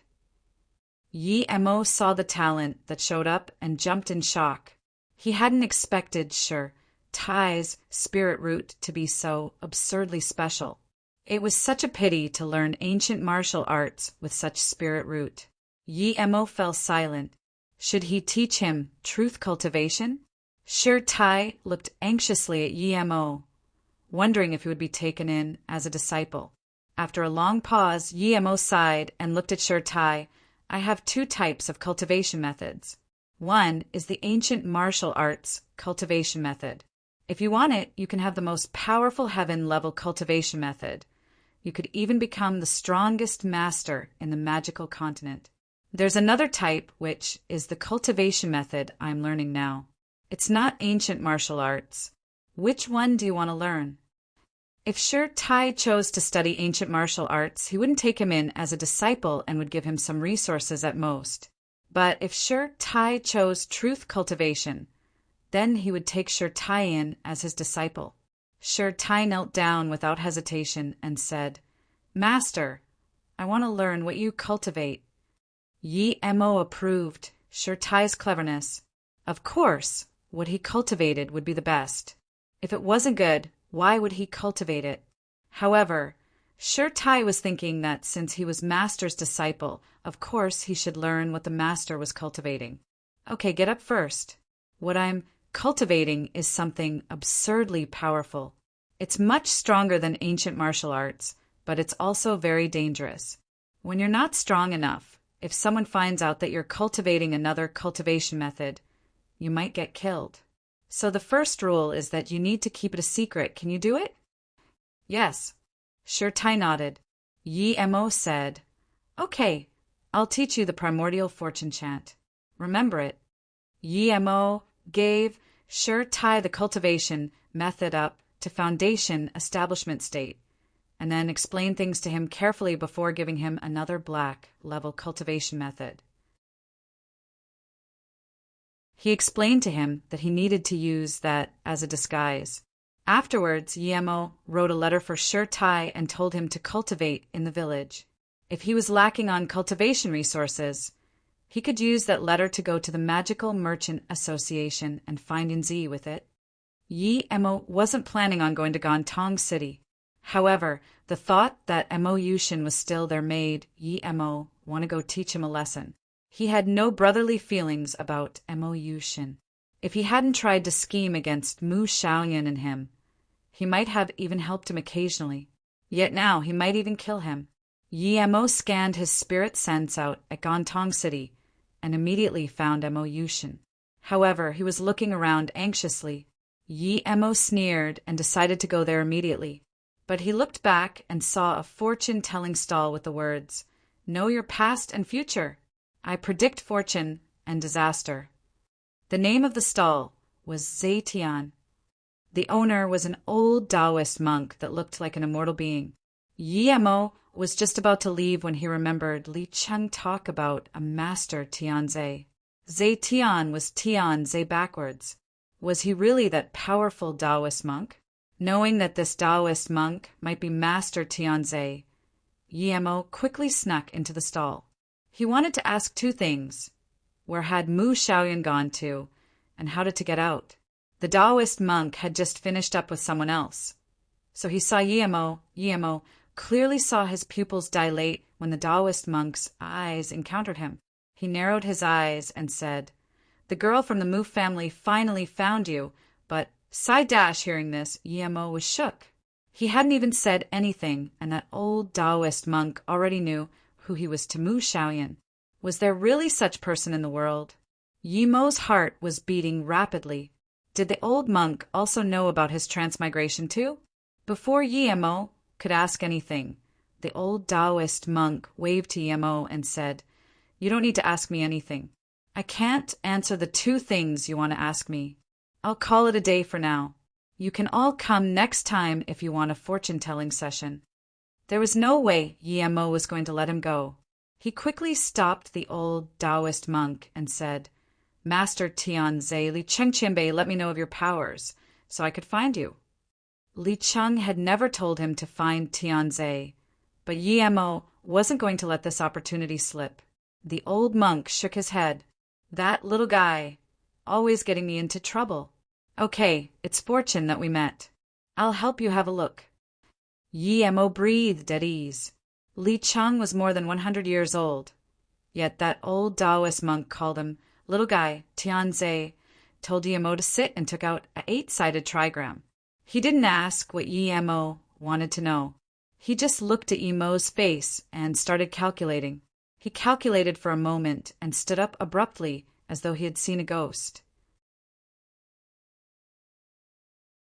He looked dazedly at Yemo for a long while before murmuring, "Other than a chaos world, there's also someone's fate I can't predict. That's impossible." Yemo looked confusedly at Tianze and asked, "Master Tianze, what is impossible?" But Tianze didn't seem to hear him. HR packed his things and walked into the crowd without even looking at Yemo. Yemo quickly tried to stop him, but he realized that the old Taoist monk had disappeared in an instant. Yemo immediately scanned his spirit sense, but he was shook to find that he couldn't even find the old Taoist in his spirit sense range. He frowned and sat down on the stone stool Master Tianze had used.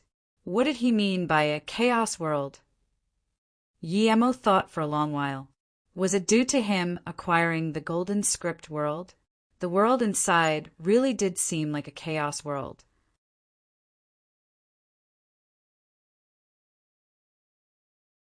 Chapter 771. Take her and leave. Chapter 771. Take her and leave. Yemo reflected about his golden page world and Master Tianze's identity. What if he knew that he had the Golden Page world? Would that bring him any danger? Although Jiasun knew about it too, she didn't know what it was. This Tianze, on the other hand, was very mysterious. He couldn't even find him with his spirit sense. This person was too dangerous to him. He didn't know how long he had been sitting in contemplation. But when he woke up, he found it was midnight. Yemo shook his head. If it was a disaster, there was no avoiding it. What will come, will come. Yemo sent his spirit sense out, and that Mo Yushin was gone as expected. It seemed that Mo Yushin had run off. Mo didn't intentionally go hunt him down. Just when he wanted to leave, though, he noticed the stone stool he was sitting on. Master Tianze seemed to have forgotten to take it.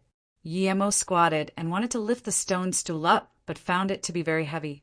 It was tens of times heavier than a metal block of the same size. This mere stone stool weighed more than a ton. What was it made out of? Mo scanned his spirit sense inside it and found that it couldn't penetrate the stool at all. This was no stone stool, it was just a layer of stone on the outside. This was actually made from something even he didn't know. Mo was shocked. This was definitely a treasure. Mo immediately threw it inside his spatial ring before anyone could notice. Although this Master Tianze didn't want to help him find Mu Xiaoyan, this was some gain at least. Now, Mo didn't want to find that Master Tianze even more. He feared that Taoist would come for him and left the city like a thief. He immediately got on his flying sword as soon as he got out of the city and disappeared in a flash of sword light. Less than an hour later, Taoist Tianze rushed back only to see the empty ground. He stomped his foot in anger. This little punk really isn't honest. He took my property just because I can't predict where he is. When Mo went past Shifeng village, he looked at Tai with his spirit sense. He was cultivating at home indeed. Mo nodded, feeling that this Tai would accomplish something in life.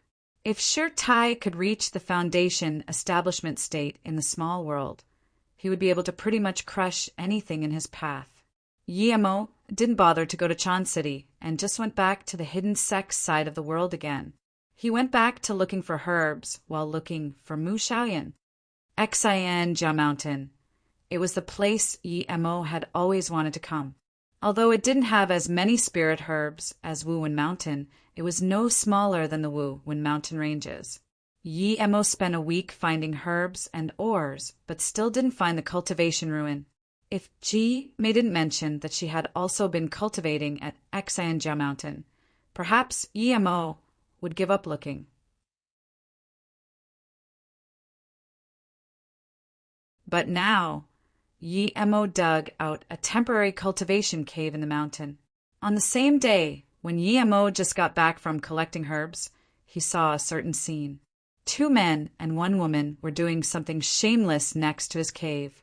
1 man was at the earth level primary stage, and 1 was at the black level tertiary stage. The woman was at the yellow level tertiary stage. Looking at their clothes, it appeared like the woman was getting raped at first, but when he inspected the woman further, she didn't seem to be getting raped. When Mo walked to the door of his cave, the 2 men saw Mo and immediately attacked Mo. They didn't seem to want to listen to anything and just wanted to kill Mo. Mo was already unhappy that this was happening outside his cave, and now these 2 wanted to kill him? This made him truly pissed. He sent out 2 wind blades and then 2 fireballs at once. Moments later, the 2 men disappeared. The woman happened to open her eyes right then and saw Mo staring at her. She screamed and fainted. Mo shook his head. She dared to come this deep into the Jia Mountain when she was only yellow level. She looked like she was in her 20s, and even though she was only decent looking, she had very big assets. Mo wanted to say a clear mind chant for her and tell her to put on clothes when he suddenly heard the call of a condor. His spirit sense immediately noticed a blue condor. The next moment, Mei and her blue condor landed next to Mo's cultivation cave. Marshall's sister, Xian lay. She looked at the woman on the ground. "It's you." Mei looked at Mo. Yi Mo ignored this Jime now that he knew that she wasn't Foundation Establishment State Peak at all. This is where I live. Take her away, I'm going to rest, Yi Mo said plainly. You. Ji Mei really wanted to kill Yi Mo immediately, but she didn't dare to. If Yi Mo was able to be standing there, that meant that the Tai master had been killed for sure. If he could kill that Tai sect master and come to Xianjiao Mountain within a few days, she was no match for him at all. She didn't want to believe that Yi Mo could beat the master at first, but now he was standing right in front of her. You're a master above great heaven, yet you do something this shameless. Ji Mei was angry, but she didn't dare to attack Yi Mo. Yi Mo said coldly, take her away. This has nothing to do with me, and I'm not interested in her, nor am I interested in you. This is simply my place, so piss off already. Nothing to do with you? Not interested in her? I've just been away for 15 minutes, and dash. Ji Mei saw Yi Mo's unhappy face now and subconsciously shivered. She didn't dare to speak any more. If Yi Mo suddenly attacked her, or if he suddenly became interested in her, then things would only get worse. If she wanted revenge, she would have to wait until she broke through. Thinking like this, Ji Mei quickly carried her unconscious martial sister onto the condor and left. Yi Mo went back to his home and cultivated the whole night. After another week, Yi Mo still didn't find anything. He was losing his patience. That cultivator at the South Pole might have lied to him. After leaving Xianjiao Mountain, Yi Mo started searching for spirit herbs all over the small world. He threw them all in his golden page world. Half a year passed quickly, and Yi Mo gathered countless spirit herbs and ores, but still had no news of Mu Shaoyan. He didn't find the bitter 10 years either. Yi Mo didn't want to keep looking. He had left Luoyu for 5 years and longed to return. Yi Mo also felt that his formation skills had reached a certain level that was sufficient for him to have a go at the formation at Magical Continent Mountain. But before that, he still needed to go to Chan City and see how much resources Yunzi had managed to gather for him.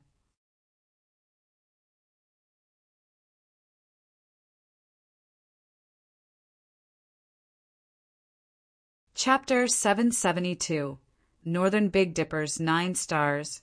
Chapter 772 Northern Big Dipper's 9 Stars. The legendary figure of the hidden sex was Dutian. He had reached great heaven before the age of 45 and created the All-Heaven sect. No one had been able to beat this record, but now it had been broken by a young girl countless times younger than him. Yunzi had reached great heaven in her 20s, becoming the youngest great heaven master in the magical continents. With Yun Dongxia missing, Yunzi had picked up the Magical Merchant Association and had devoured the Sea Merchant clan half a year ago. When Yi Mo came to Chan City, he asked casually and knew that it was the most powerful power in the Chan City other than a few first-grade sections. The first-grade sect seemed to know Thay Yunzi's rise was related to Yi Mo, and all took a step back.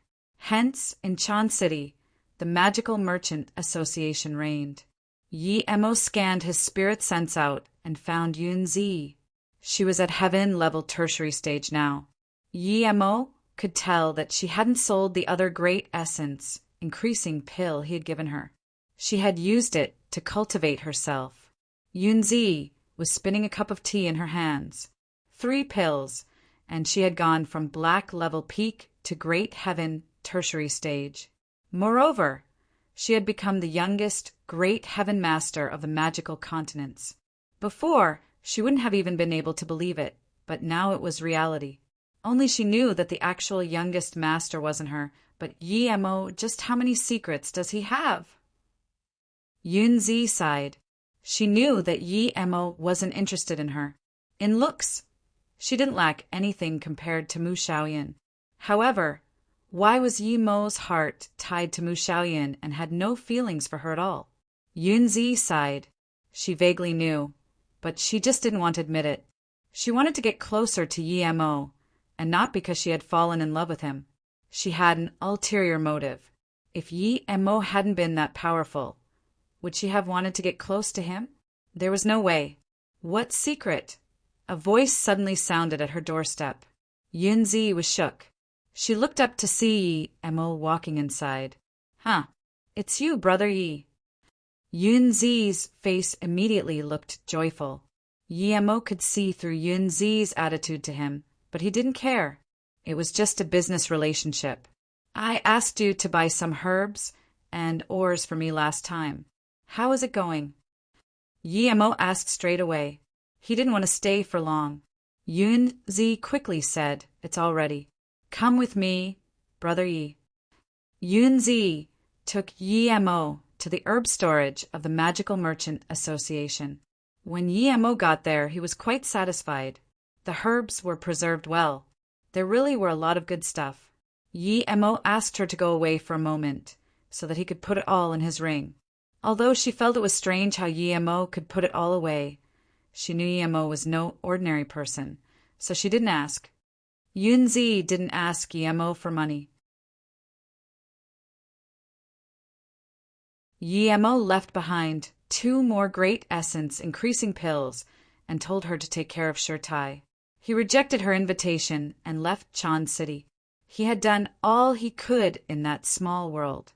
He hadn't killed Jie Sun yet, but the magical continent was so big, it was very hard to find her.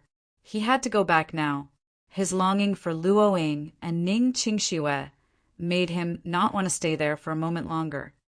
Yi Mo returned to the magical continent mountain again. There were 9 peaks, so Yi Mo dug a cave in the middle peak.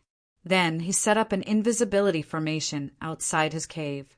He was prepared for a long battle there with the formation. The 7-peak formation was actually connected to the cosmos, and it kept changing positions based on time. The reason the hidden sects could only leave every 50 years was because just at that moment the formation got open. Yi Mo knew that if he wanted to go out, he needed to find a moment when the formation loosened. He studied the formation on his own and lost track of time. After another year, he had gotten to stage 8, middle stage of Qi gathering. Yet, he still couldn't do anything about the 7-star formation. Until one day, when he found a formation door on the other 2 sects, Yi Mo realized that it wasn't a 7-star formation, but a 9-star formation. This meant that what he had been studying before was all for nothing. Helplessly, he could only go to Chan City again and get Yunzi to help him buy large amounts of formation books. Then he went back and kept studying the 9-star formation. The 9 stars were 7 overt and 2 subvert. If he wanted to pass through this formation, he needed to understand the formation doors of the 2 subvert stars. Time flew by, and Yi Mo studied the formation every single day. After countless calculations, Yi Mo found 2 ways. One was to use large sums of top-grade spirit stones and forcibly connect with the 9-star formation's doors.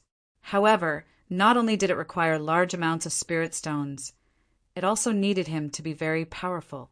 Otherwise, the repulsive force of the formation would kill him and destroy the formation. The second way was to make another formation and connect it to the 9-star formation's doors. He would use his cultivation essence to search in the formation and find that sliver of time when the formation loosened. It was a stupid method, and he would need to be focused at all times, but he had no other way. At this moment, in a valley in the Duanheng Ranges in China, Luoying, Ning Qingxiue, and Tang Beiwei stood by a huge rock. "Sister Luoying, did my brother leave from here?" Tang Beiwei asked strangely.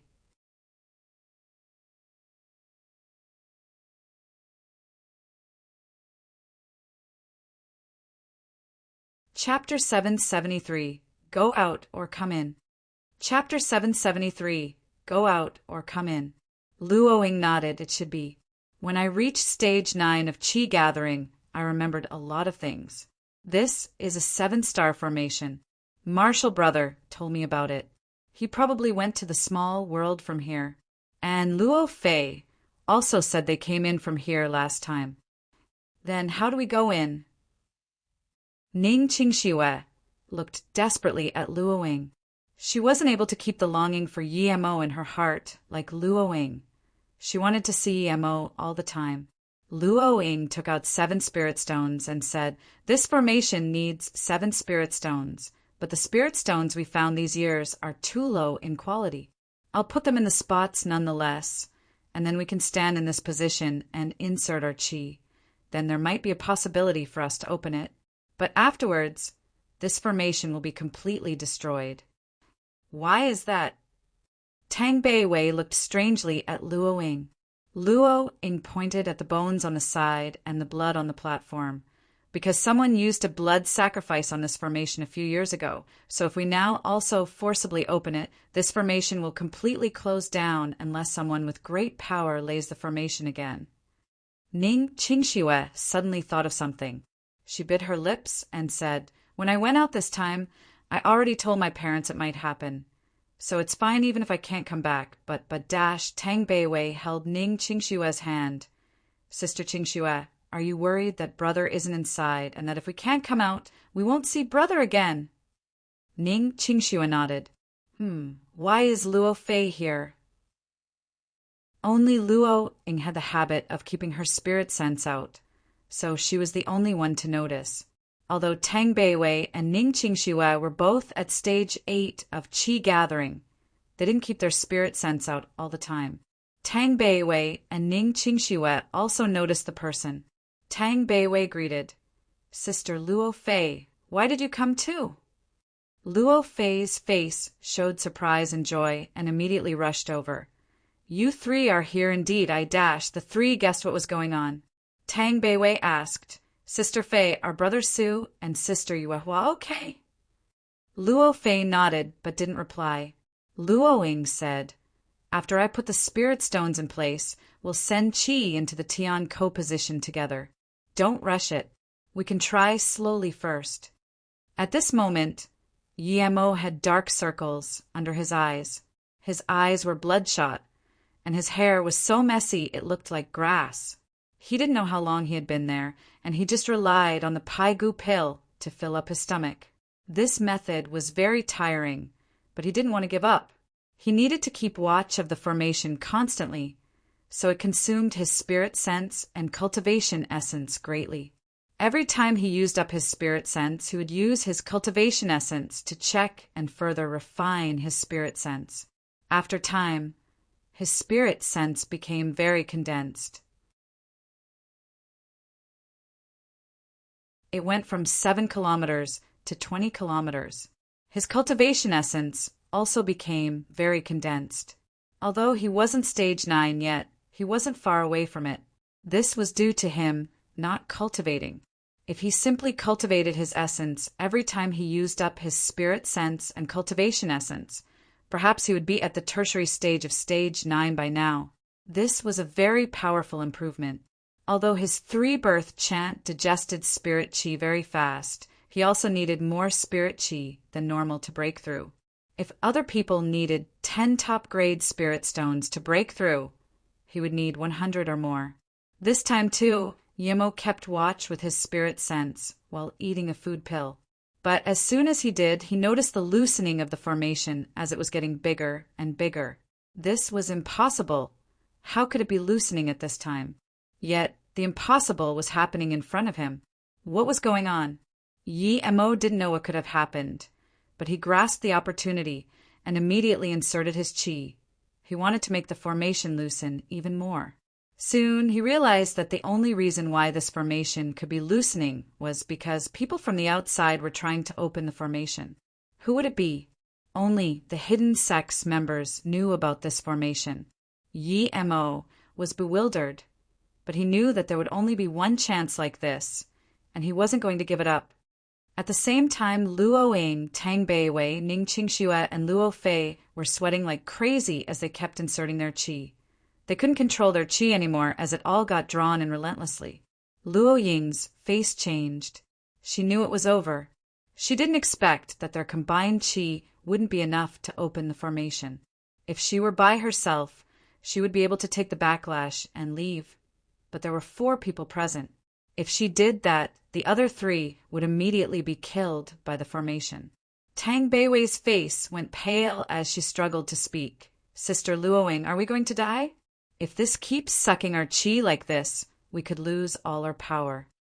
Luo Fei spewed out blood. She was trembling and was very close to completely exhausting her chi. Ning Qingxue glanced at Luo Ying. Her eyes were dim. She wasn't afraid of death, but she really didn't want to die without seeing her husband. Sister Luo Ying, I feel that I can control my own chi again. Tang Bei Wei rejoiced. Luo Ying and the others also noticed this. Luo Ying breathed easy and said, "Although I don't know what's going on, this means that the formation is about to open. Luo Fei, are you okay?" Luo Fei shook her pale face. "I'm fine, but if it kept being like before, I would be a goner." Luo Ying thought for a moment before saying, "Perhaps someone is helping on the other side, but this is good for us. Don't lose focus, add more power."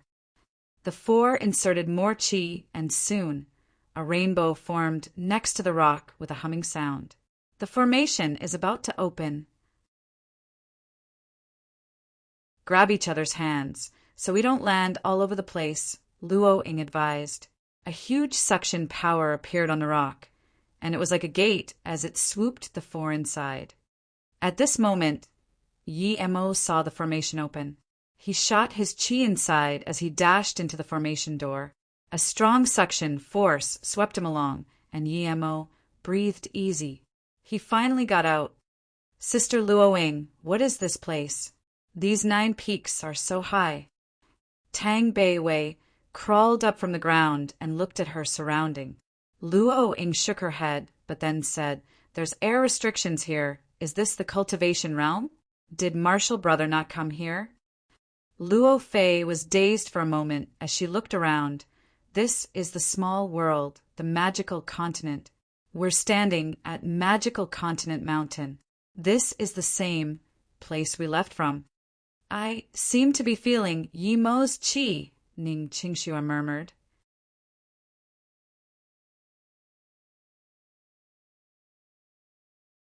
Chapter 774, Yi Mo's Whereabouts.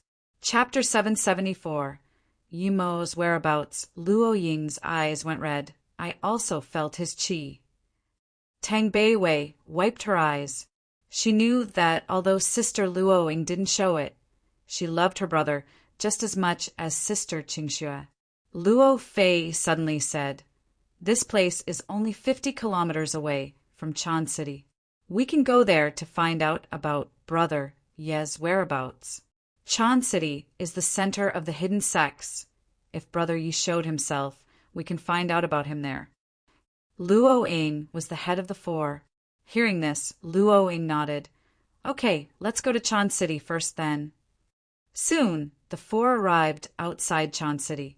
All of them could fly except for Luo Fei, which made her feel quite down. Luo Ying saw this and walked up to Luo Fei. "Luo Fei, you can cultivate with us from now on. Martial Brother won't say anything if I teach you." "Huh." Luo Fei's face was full of surprise and joy, but she immediately reacted and said, "Thank you, Sister Luo Ying." Should I dash? Luo Ying knew what she was going to say and waved her hand. "We'll still be sisters. It would feel strange if you called me master." "Sister Qingxue, this city is so big. But if Luo Yu City built a wall too, wouldn't it be much bigger than this?" Tang Bei Wei saw the tall city walls and exclaimed. Luo Fei nodded and said, "Yeah, Chan City is the biggest city in the hidden sects, and in the mortal world on the other side of the sea, there's also a very big city called Hang Shui City. I can show you guys later, but I've only ever heard about it." "Okay, but we need to find Brother first."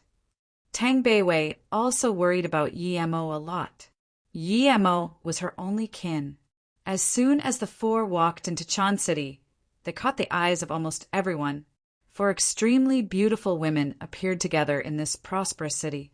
But Luo Ying and Ning Qingxue had very strong temperaments, and people didn't dare to go up to them. In this city, power was everything.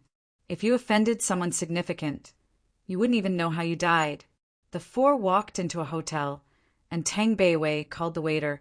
"I want to ask about someone dash." Luo Fei quickly said, "Bei Wei, you won't find out about anything like this. There are countless people going in and out of Chan City every day.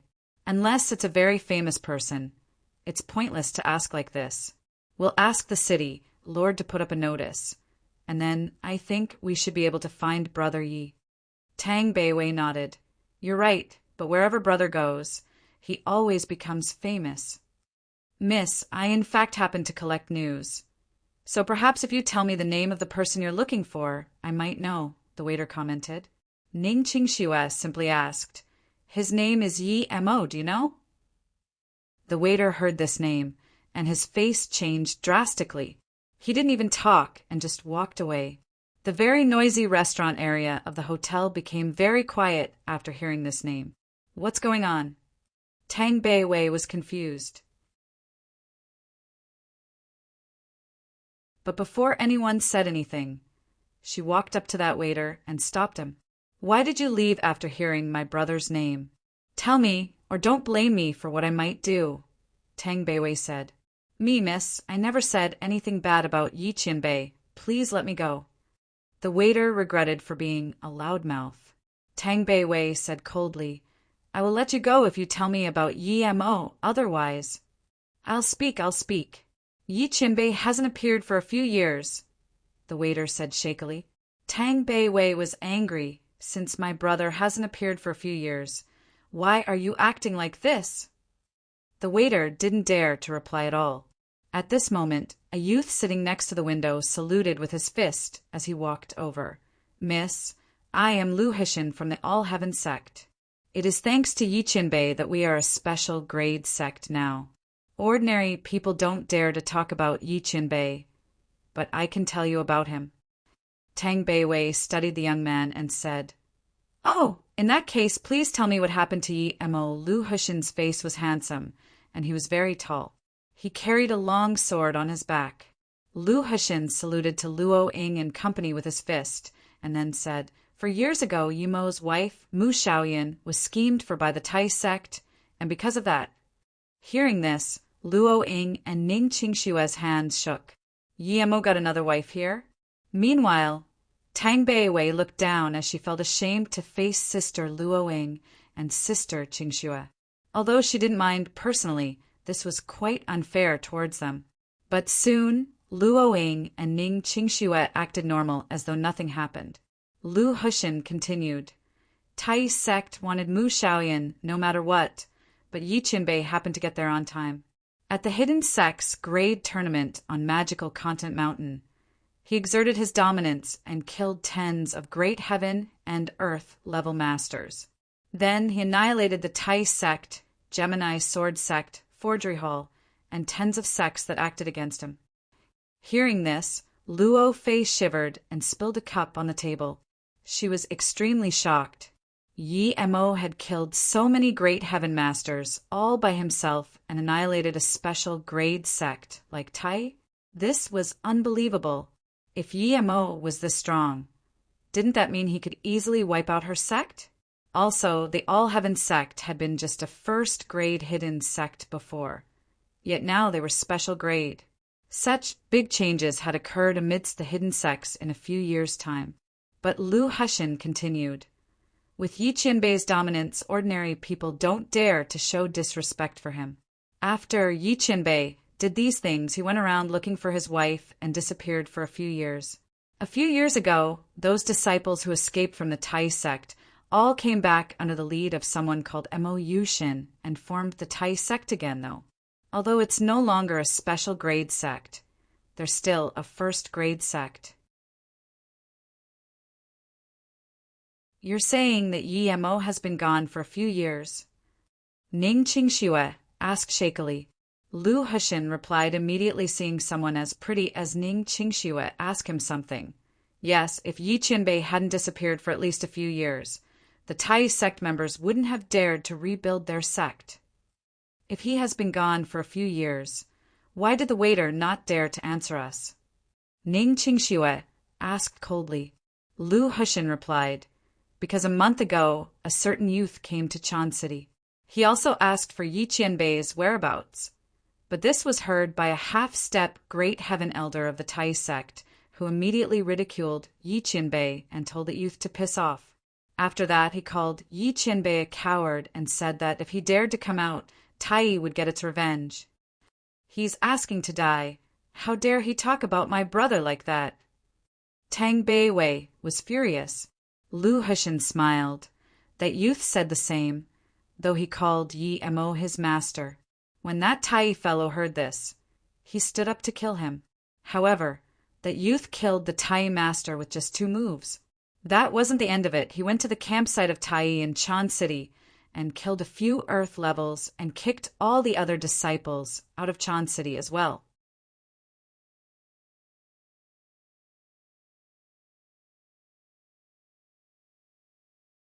Chapter 775 Luo Yu has changed. Chapter 775 Luo Yu has changed. If you guys have just come to the city, I can show you guys around if you don't mind. Lu Heshin looked eagerly at the girls. No need, thank you. Tang Beiwei waved her hand and went back to her seat in disappointment. Lu Heshin didn't want to give up just yet. He saluted with his fist. If you're looking for Yi Qianbei, I can still help, because Goddess Sihua is from our all-heaven sect dash. A crisp female voice interrupted him.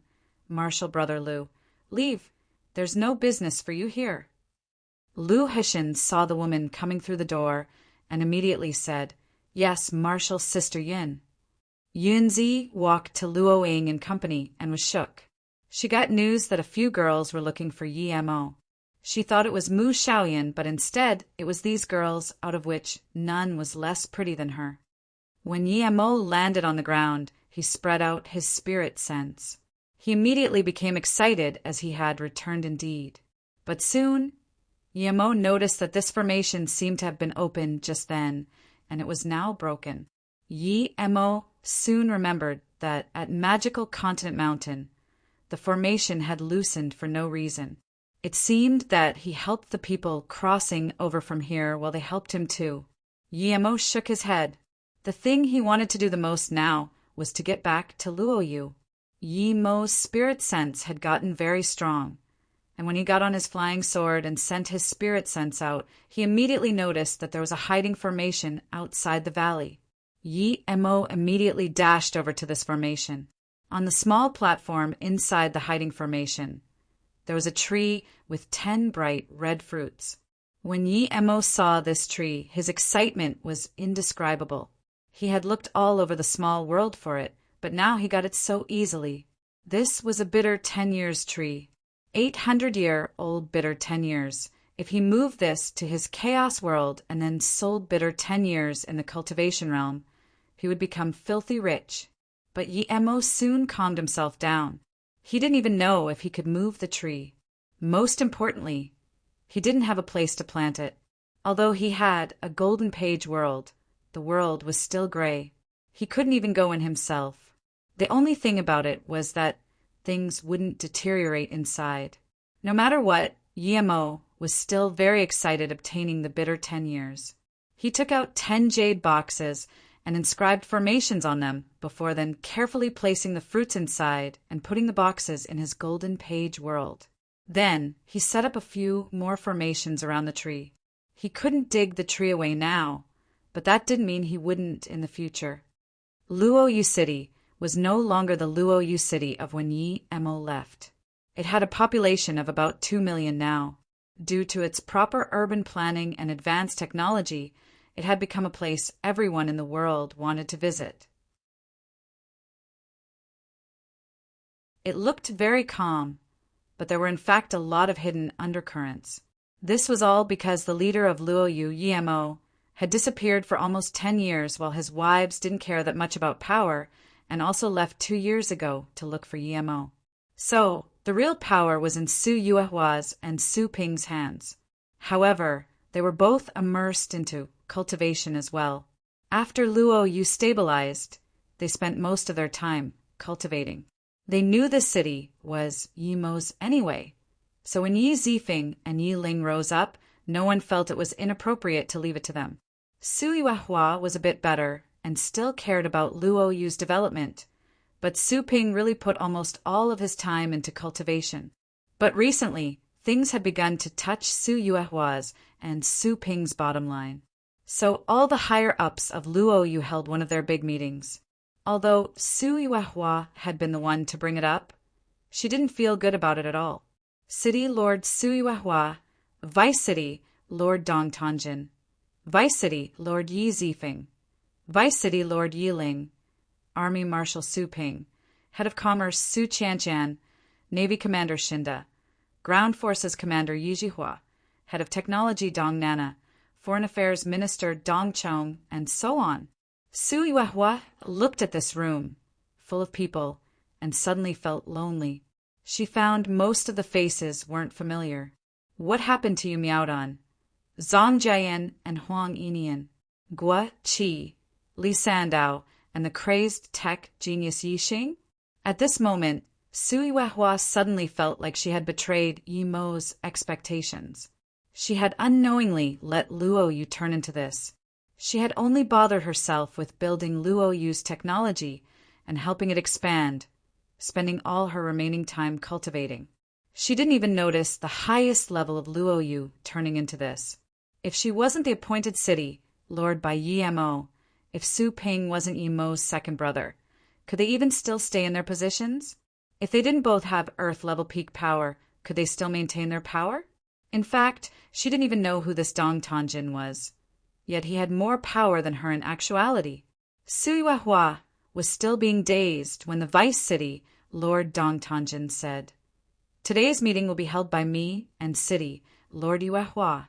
Due to Yi Xing's departure, our new head of technology, Dong Nana, can't even look at a lot of the resources, let alone." Su Yuehua was furious already. This Dong Tanjin was stepping over the line. Yi Mo stood in the prosperous city and exclaimed out of surprise. He had left for many years, and in these years, Yi Xing and Su Yuehua didn't betray his expectations. Luoyu City was built rather well. He desperately wanted to see Luo Ying and Qing Shue, but he didn't know how to face them. Suddenly, there was a ruckus on the streets. Yi Mo looked over and saw someone smashing a clothing shop. Yi Mo frowned. How could this happen at Luoyu? What was Feng Wei doing? "Yuan Gong, it's you?" Yi Mo squeezed in and saw that he actually knew the shop owner. It was Yuan Gong who came with him to Flowing Snake to start up Luoyu Pharmaceuticals. He had a sister called Yuan Meixiang. Yi Mo met them and Zhang Jian on the train. How could someone smash a founding father's shop? Yuan Gong's eyes were red as he held a metal stick, ready to resist the patrol squad. There was a woman behind him who was probably his wife. When he heard Yi Mo's voice, he turned around and saw Yi Mo. At that moment, he was dumbfounded and dropped the stick. "Yuan Gong, what's going on?" Yi Mo asked again. Yuan Gong suddenly knelt on the ground and started crying. "Brother Yi, is it really you? You're back?" Yi Mo pulled him up and asked coldly, "What is going on? Why is something like this happening? Where is Feng Wei, that bastard?" Before Yuan Gong could answer, the patrol squad leader studied Yi Mo and said in a weird tone, "Who are you? How dare you intervene with Luoyu's law enforcement? Do you not want to live? Men, capture him for now."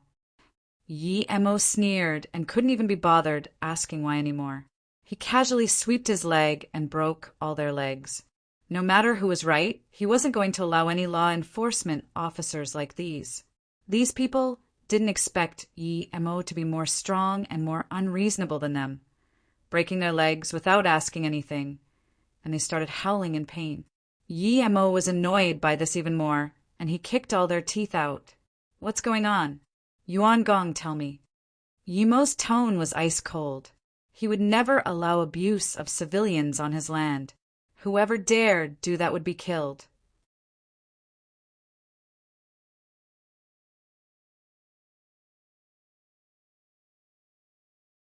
Chapter 776.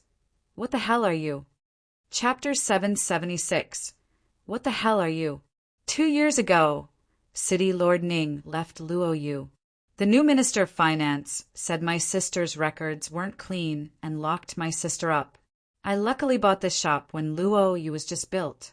Due to my sister's case, I'm not allowed to work at Luoyu Pharmaceuticals anymore. So now keeping the shop open is all I can do, Yuan Gong said. Yi Mo frowned. Qingxue had left?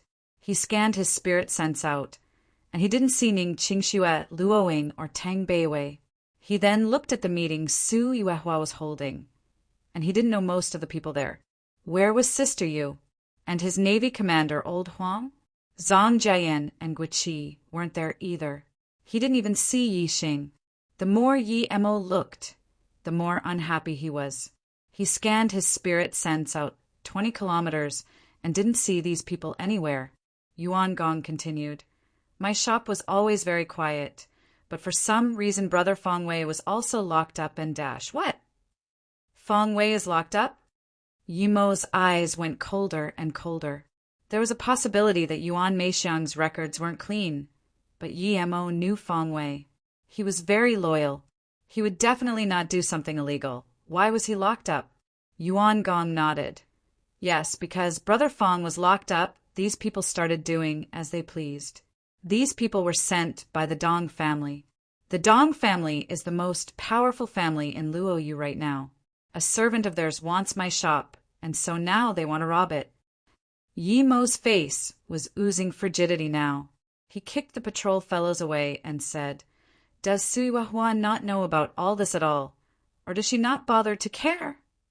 Yuan Gong shook his head. I don't know. I wrote to her saying that my sister was innocent, but I got no reply. What happened to my sister? And I isn't even that bad. Last year, there was an incident with a family from Europe. Because they had a pretty daughter and Dong Zheng from the Dong family wanted her. When the family didn't agree to his advances, the next day, the entire family died and the daughter was raped and killed. When the police investigated, they declared it a family suicide. Haha, suicide, very well. Yi Mo didn't want to stay here any longer at all. I disagree with City Lord Dong's words. The secret files of the tech department aren't even visible to me. How long has Dong Nana been here for? Unless my third brother signs for it personally, no one is allowed to go see those records. Su Ping rebuked Dong Tanjin's words. Dong Tanjin sneered. CEO Su, if I bring this up, it means it has been approved of. Otherwise, I wouldn't bring it up. City Lord Yi, you can start a vote. Su Yuehua knew that if there wasn't a secret card needed to access the files, Dong Tanjin wouldn't even bother holding a meeting for this. After Yi Xing left, the card to the room was left to her. The ground forces commander Yi Shihua suddenly got up and said, I agree with City Lord Dong's proposal. Also, I believe the conservative position of City Lord isn't beneficial to the development of Luoyu. I propose a 4-year term for the City Lord position, just like the U.S. and their president. This way, we can vote for a new City Lord. Su Yuehua was furious. She was no politician, but Yi Mo had given her the position of City Lord. She didn't care about the position, but about letting Yi Mo's hopes down. Seeing Su Yuehua's anger, Dong Tanjin sneered. These few idiots all showed their emotions on their faces. No wonder he had only needed a few years to get 80% of the political power in Luoyu. Yi Zifeng coughed and got up. My brother gave the position to Su Yuehua. I don't think we should touch it. If my brother comes back, we dash. Feng Nana heard this and immediately sulked. Zifeng, we're talking about serious matters here. You can't just speak out of personal feelings like that. We've been married for a few years. But did you see me troubling you out of personal matters? Yeah, City Lord Zifeng. Yi Mo hasn't come back in all these years. If something happened to him, are we to stagnate like this? Moreover, the military of Luoyu also agrees to changing the City Lord. Dong Tanjin smiled. Su Ping was immediately furious. When did I agree? The military disagrees with this proposal. Do you represent the military? Then what do Yi Shihua and Shinda represent? Dong Tanjin sneered. Yi Shihua and Shinda got up and said, We represent the Luoyu Navy and ground forces, and we support City Lord Dong's proposal. Those who disagree can talk to our troops. Even if Yi Mo himself came back and disagreed, he would need to ask our troops dash Very well, I disagree. Now get your troops to ask me. A cold voice sounded, and everyone looked at the door of the meeting room. There was no alert to this new arriver, and everyone was shook upon seeing why. CEO. Third brother, you're back. Brother. Brother Yi. Yi Mo felt warm hearing these voices. There were still some people who remembered him. Yi Mo. Dong Tanjin was dazed but soon reacted and saluted with his fist. This is Luo Yu's highest level meeting. How about I invite you to rest first, and after the meeting dash, Yi Mo looked coldly at Dong Tanjin and said, And what the hell are you? Who let you sit there? Big brother, Brother Tan, is the #1 vice city lord right now. Everyone voted for him. Yi Zifeng got up and said. Yi Mo glanced at Yi Zifeng, but didn't answer. He looked coldly at Dong Tanjin. Dong Tanjin's face went cold, and he signaled at Yi Shihua. But Yi Shihua was shaking at the sight of Yi Mo. He didn't see Dong Tanjin's signal at all. Seeing this, Dong Tanjin sneered and said plainly, I'm Dong Tanjin. Perhaps due to my late arrival, I don't know, Mr. Yi. You're our valuable guest. But this is an important meeting, so please, someone come. 3 men came out immediately, 2 of whom were half-step great heaven, and 1 was a mutant master. He was at least level 8 or higher. Lock him up. Dong Tanjin waved at the 3 men. Yi Zifeng's face burst red. City Lord Dong, he's my big brother. Luo Yu City is his. What are you saying? Dong Tanjin waved at Yi Zifeng. Zifeng, private matters belong to the private sphere. Nana also just told you. Luo Yu City isn't Yi Mo's. It's everyone's. Don't worry. I'm just preventing him from obstructing our meeting. I won't hurt him. So you're from that currently most powerful family in Luo Yu, the Dong family? Yi Mo suddenly asked. We can talk after the meeting, Mr. Yi. Dong Tanjin was very calm, as though everything and everyone was under his control. Dong Tanjin closed his eyes, and those 3 masters charged at Yi Mo. Su Ping got up immediately, but Yi Mo waved his hand at him. Yi Mo sneered. No wonder Dong Tanjin was this cocky. He could get such masters, 3 of them at that. He definitely wasn't ordinary. However, Yi Mo was unhappy with Yi Zifeng's attitude. He was his brother, yet he was helping Dong Tanjin. Yi Ling didn't talk, but Yi Mo saw guilt in her eyes too. Perhaps Yi Ling had even helped this guy. However, these people were insects to the current Yi Mo. Yi Mo mobilized his cultivation essence, and the 3 masters immediately felt like they had sunk into a dense mud pit and couldn't move at all. They immediately knew things weren't good. But before they could react, Yi Mo waved his hand, and 3 wind blades brought down 3 heads. Dong Tanjin was dazed. He was the one who brought these 3, and he knew best how powerful they were. It could be said that no one in the world could stop the 3 of them together, yet they didn't last a single move against Yi Mo. Before Dong Tanjin could react, Yi Mo walked to Dong Tanjin and grabbed him. He threw him into the air and swiped out. Blood splashed out, and when Dong Tanjin fell on the ground, his ligaments were missing. Yi Zifeng looked at this in shock. The #2 figure in Luo Yu, his brother-in-law, had turned into that out of nowhere.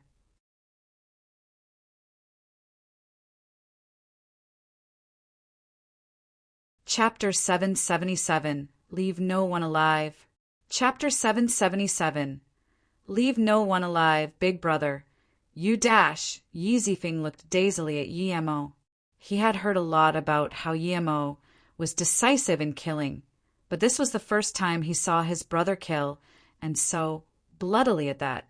Yi Mo didn't seem to see Yi Zifeng and shot out 4 finger winds, stopping Dong Tanjin's bleeding. No one could believe how easily he stopped that massive bleeding. Everyone in the meeting room had woken up by then. Su Yuehua and Su Ping were fine, but Su Qianshan was already puking. This was too bloody. She knew why Yi Mo was killing these people. She had known the purpose of this meeting too, but she could only protect herself. Yi Mo had given her this opportunity and recovered her looks. Hence, she didn't want to join the Dong family side, so she had been planning on resigning, but now Yi Mo had come back. Yi Mo looked coldly at Yi Shihua and Shinda, who tried to leave. If you sit there and don't move, I might leave you with a full body. If you dare to move, then you'll be like this cocky guy. Big brother, Shihua is my cousin. He's from the Yi family. Yi Zifeng finally understood how domineering and unreasonable Yi Mo could be. Yi Mo looked coldly at Yi Zifeng finally and said, Zifeng, the first thing I need to tell you is this. Luo Yu does not belong to the Yi family. Even if Yi Beirong dared to do the same thing, I would still kill him. Secondly, being from a big family, how can you be so foolish? I wouldn't care about you being the city lord. But what about forgetting the original people who followed me? Did they do you any wrong? You don't need to explain to me. There will be other people to do that. Then Yi Mo walked to Dong Tanjin and kicked him on the head. Dong Tanjin's eyes went blank. Tell me, what is your name? Yi Mo looked at the convulsing Dong Tanjin and said coldly. Dong Tanjin answered in a monotone voice, I'm Dongfang Tanjin. Who sent you here, and what for? Yi Mo asked. Dong Tanjin replied, the young master sent me here. He believes Luo Yu is more suitable for Shi Tang's development. We will take over everything in Luo Yu. Yi Mo then looked at Dong Chong and Dong Nana and said, You don't need to think about anything else, since you dared to come to Luo Yu then. Yi Mo caught a bullet and immediately flicked it back out. Blood exploded as Dong Chong's hand that was holding a gun was completely shattered, with blood splashing onto Dong Nana and Yi Shihua. Yi Mo walked over and kicked out a few times. Dong Nana, Yi Shihua, Dong Chong, and Shinda were all kicked together into the same spot. Is your young master Dongfang Wang? I don't think Dongfang Tang has the balls to do this, so it must be. The Dongfang family is quite cocky. You think you can rob Luo Yu's land just like that? I really want you to bring a message to Dongfang Wang this time. Even if he takes the positions of all of Luo Yu's higher-ups, Luo Yu City will never belong to the Dongfang, Yi Mo said coldly. Yi Zifeng murmured, How can this be? Nana, you're also Dongfang, aren't you? Zifeng, I'm sorry, I owe you. Dongfang Nana suddenly got up and turned to ram her head into the pillar. Yi Zifeng saw this and immediately charged over to grab her. Nana, don't do this. Big brother won't kill you. Yi Mo sneered. He saw with his spirit sense that Dongfang Nana had a mini pistol in her pocket. She didn't need to ram her head into the wall to kill herself. But Yi Mo couldn't be bothered exposing that. He could tell that Yi Zifeng really loved Dongfang Nana, but she was just using him. Yi Mo walked up to a seat and sat down before saying slowly, Second brother, Sister Yuehua, why are so many familiar people missing? Why is Feng Wei locked up? Su Ping looked down guiltily. Sorry, third brother, I didn't help you manage this family well. Su Yuehua got up and said, CEO, the main responsibility is mine. I just realized that the documents telling Commander Huang, Yu Miaodong, and the rest to resign were all signed by me. Zifeng brought me those documents to sign. So I didn't mind that much. Yiling suddenly said at this moment. I know that Sister Yu and Commander Huang never wanted to resign. Those orders were fake. After Sister Yuehua signed other things, Dongfang Tanjin changed the content and used Sister Yuehua's supposed orders to capture Sister Yu and company brother. Second brother is infatuated with Dongfang Nana and has fought with Sister Yuehua many times. Sister Yuehua always felt she was an outsider due to Zifeng's identity, which allowed them to take over Luo Yu step by step. I could see it happen, but I didn't dare say anything. Sister Luo Wang and Qingxue all left. I wanted to tell them after they came back, but they haven't been back ever since leaving. Luckily, you came back today. Yiling wiped her eyes. She knew that if she exposed these things, Sister Yuehua and Su Ping and company might be killed by these people. The only reason why they didn't was because they feared a riot happening. She knew things would all be corrected when her brother came back, but dead people couldn't be returned back to life. She had seen with her own eyes Brother Zong being unable to even last 3 moves, even when he was at the Earth-level tertiary stage, when he was caught against that master Brother Yi had killed.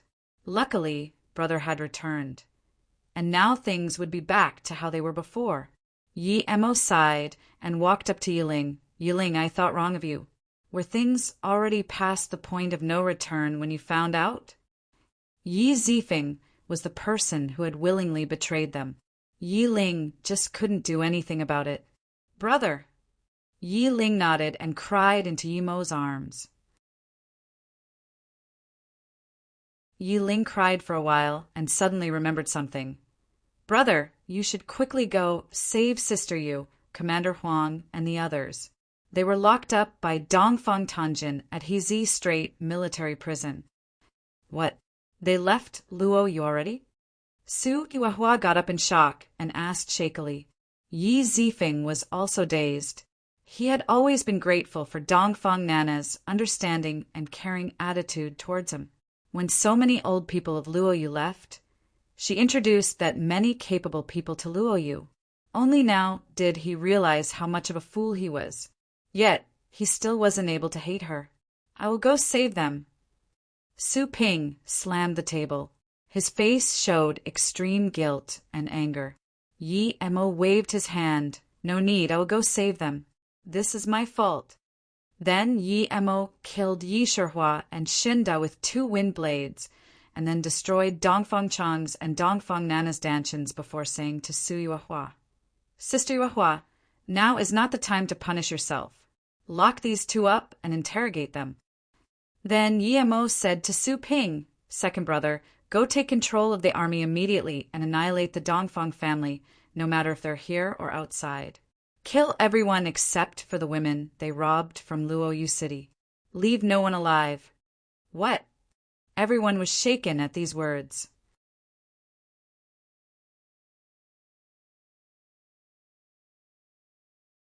Chapter 778 Dongfang Wang's Trump Card. Chapter 778 Dongfang Wang's Trump Card. What? Everyone was shocked by Yimo's words, leave no one alive. Was this still modern-day society? If news of this reached the Union, perhaps they would start a third war with Luo Yu in the name of human rights. Dongfang Nana and Dongfang Chong shivered. Only now did they realize what sort of enemy their young master had offended. These last few years, Yi Emo hadn't been at Luo Yu and they hadn't seen him, so they thought Yi Emo was just SOSO. What Yi Emo had said now was still understandable to Su Ping and Su Yuehua. But to Yi Zifeng and Xin Qianqian it was shocking. Xin Qianqian subconsciously said, Brother Yi, shouldn't we lock them up first, then take them to court, and then dash? Yi Emo sneered. He wasn't a political idiot. He had come back to establish his dominance.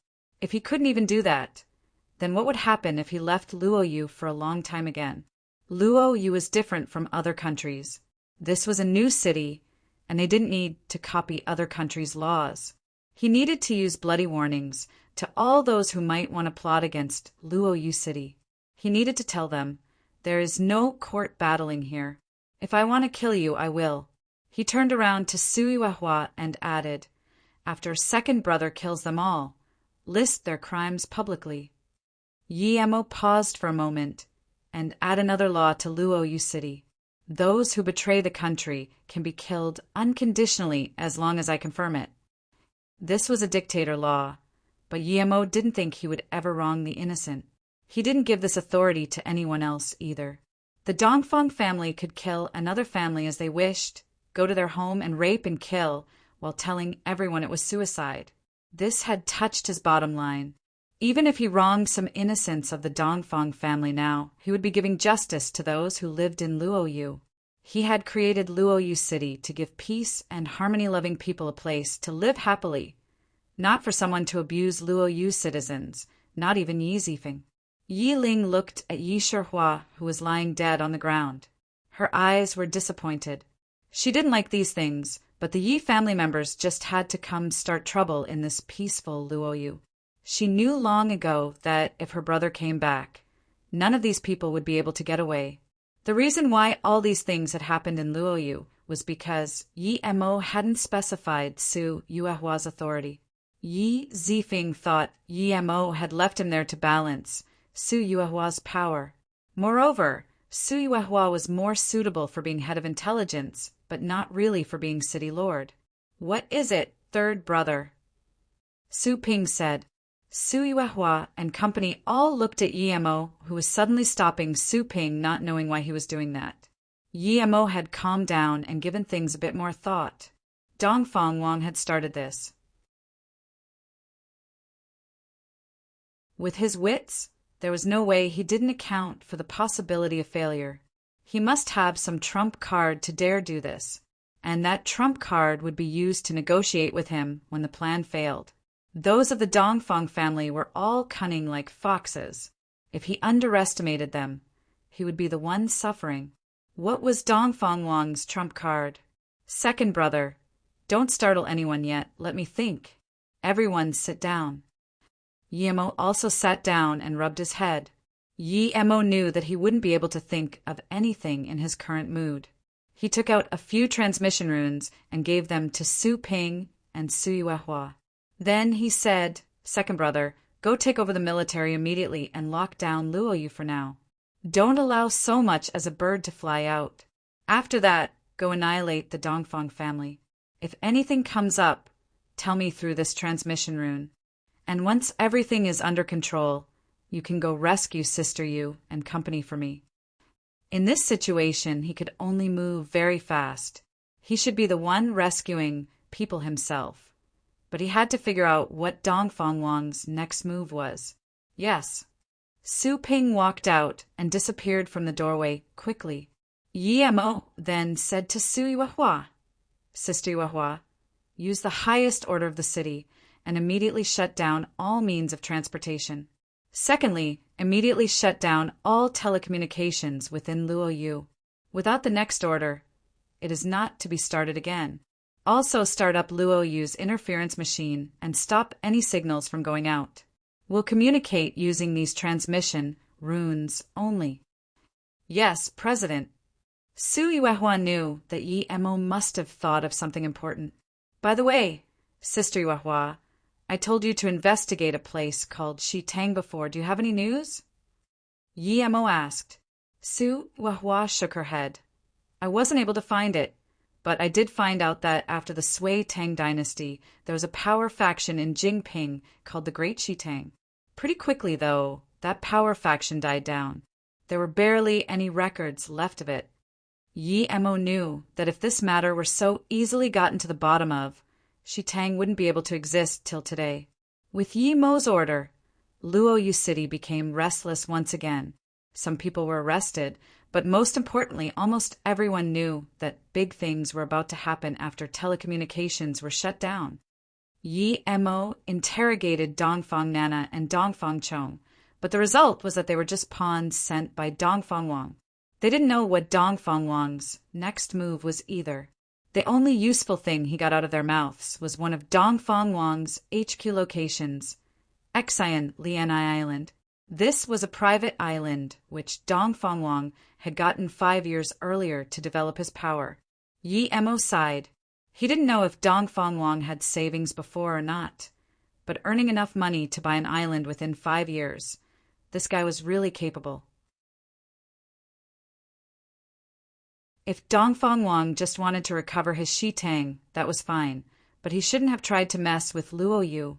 Xian Lianai Island was about 6 square kilometers big.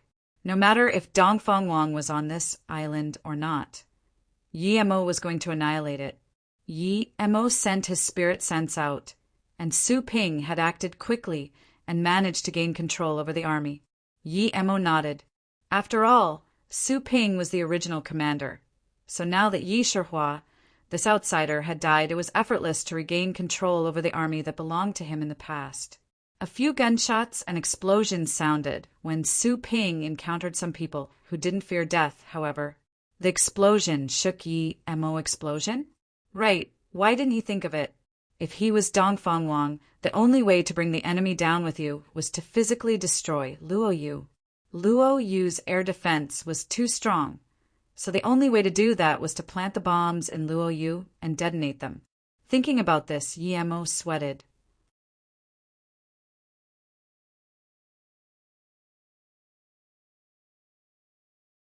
Chapter 779, More Important Thing. Chapter 779, More Important Thing, Realizing the Danger of the Situation. Yi Mo knew that it was pointless to call Su Ping back immediately. The only thing to do was to check if Dongfang Wang had really planted bombs in Luo Yu. If he had no way but to take them out before Dongfang Wang detonated them. Thinking about this, he scanned his spirit sense out at once, not even leaving out underground. Luckily, his spirit sense was more than 20 kilometers long, so it could go through the earth easily. Soon, Yumo's expression looked really bad. He had indeed found bombs, timed bombs with radioactive effects. These bombs could kill thousands of people at once. Not only that, the radioactive substances would completely destroy Luo Yu. Dongfang Wang was really sinister. Yi Mo calmed down. His safety measures were of some use. Dongfang Wang would have to be notified for him to decide to detonate the bombs no matter what, and he had cut off the city's telecommunications.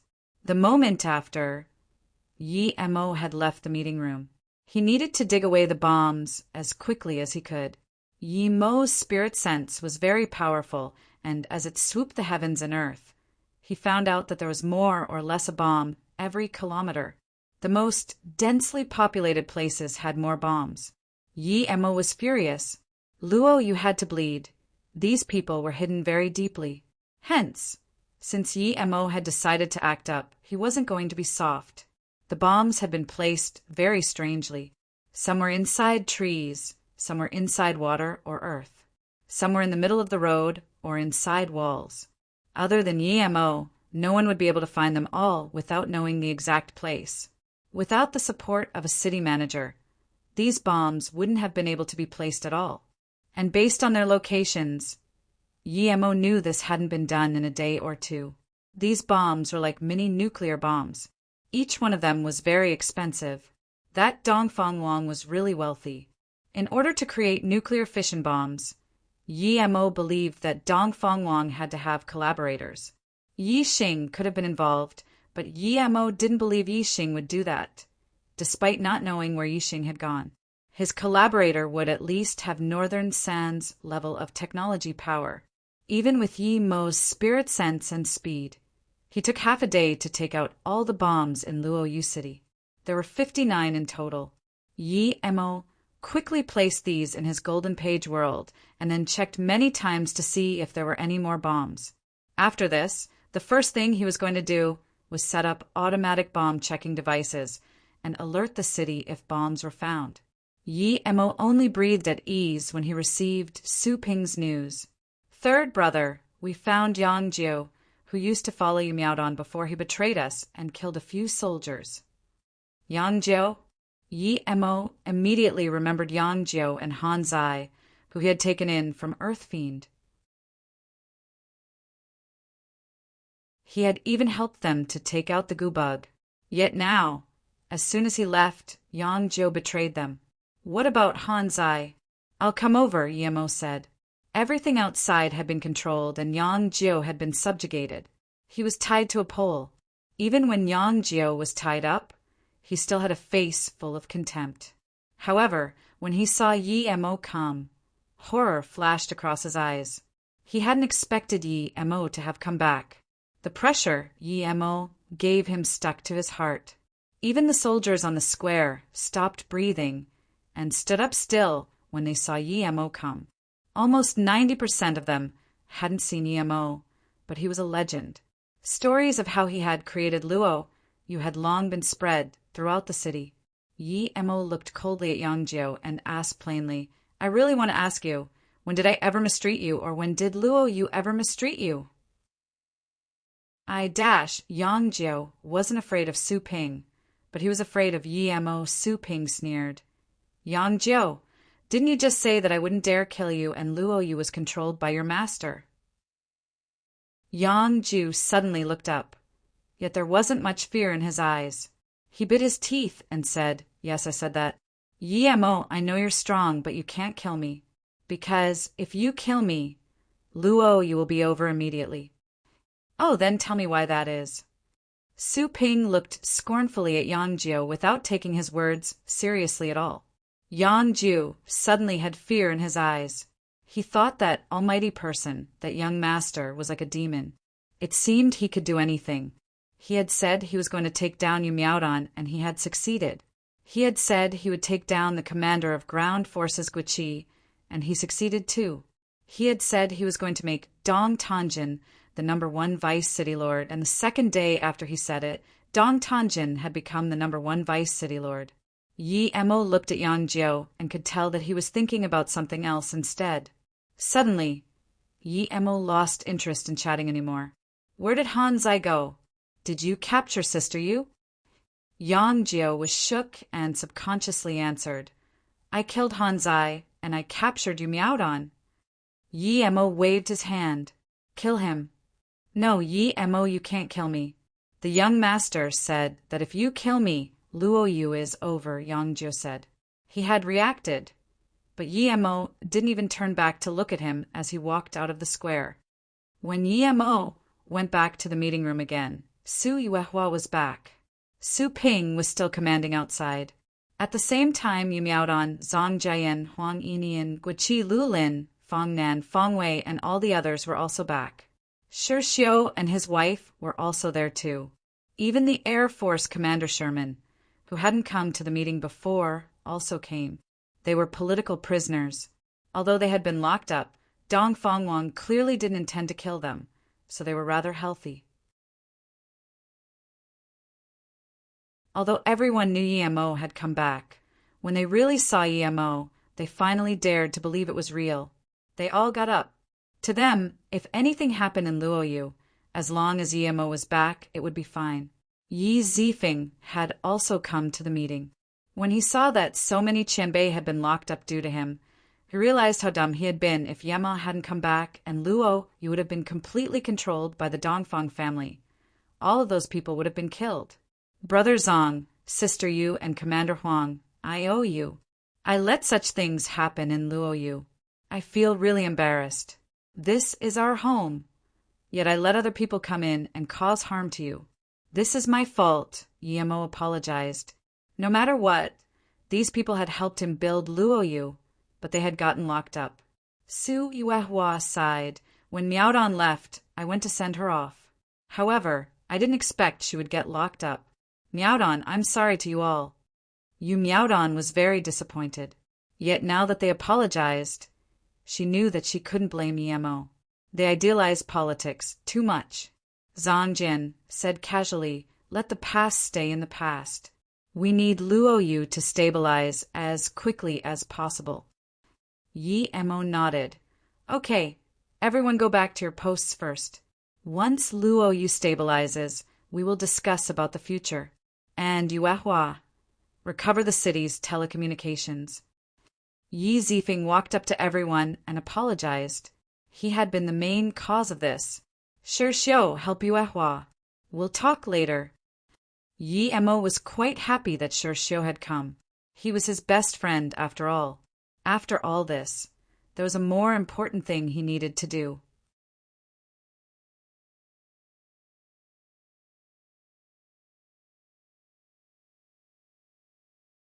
Chapter 780. Psycho Dongfangwang. Chapter 780. Psycho Dongfangwang, Xan Lianai Island was in between the Philippines and Indonesia. Yemo had never been someone who wouldn't strike back after being attacked. The first thing he did after handing Luoyu over to the others was to go find Dongfangwang to this island. The island wasn't small, it was rather big. It belonged to an European tycoon before, and somehow it had become Dongfangwang's. Yemo had indeed seen some soldiers training there, and their equipment was rather good. Their defenses were very thorough, but to Yemo they were non-existent. Yemo got to the center of the island. There was an impressive estate, and there were many barracks outside of it. There were about 1,000 barracks on that small island. Yemo looked at their flag, which had two ancient characters, yet he could tell it was Shi Tang. This was Dongfang Wang's base indeed, and a place where he trained his troops. It seemed that Dongfang Wang was much more decisive than his brothers. Both of them had wanted to rely on other people to build their own empire. After seeing that many of the Dongfang families, people had come to Luoyu, Yemo realized that Dongfang Wang was the real young master of the Dongfang family. Dongfang Shi and Dongfang Tang had probably wanted to be the young master too, but they couldn't get the support of the Dongfang family. Hence, they had no way but to rely on themselves. Yemo scanned his spirit sense out and saw 2 new battleships. However, it was a pity that he couldn't find Dongfang Wang. It seemed he wouldn't be able to kill that guy that day. Yemo didn't care that much. He believed that with his current spirit sense, it wouldn't be very hard to find Dongfang Wang. Yemo planted the bombs he had taken out of Luoyu City on the island and even on the 2 battleships. Although it was easy for him to kill the people in it, to Yemo it was much more satisfying to let Dongfang Wang have a taste of his own medicine. As soon as Yemo was done, he received Su Yuehua's call. Luoyu's biggest meeting center was full of people by the time Yemo got there. They all got up when Yemo entered the room. He looked at the screen in the meeting room and saw it was Dongfang Wang's face. "What's going on?" Yemo asked Jumiaodan. Dongfang Wang spoke on 0 Degree International TV attacking Luoyu, saying that we went against international laws and ignore human rights, Yumiaodan said in contempt. Yemo nodded and sat down. He had never heard of 0 Degree TV.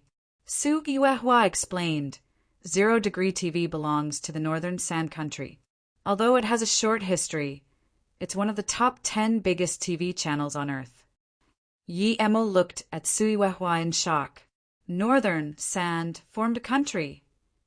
Su Yuehua nodded. Yes, 6 years ago.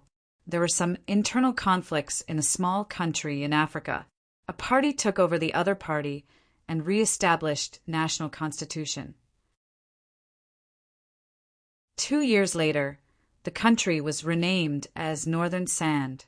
Yemo thought about this. Now things made sense.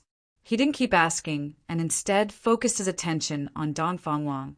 Dongfang Wang seemed much more mature than 10 years ago. His face was also bleaker. Our Dongfang family had been contributing to Luoyu. Our entire family had even moved there. Yet, what did the dictator of Luoyu do?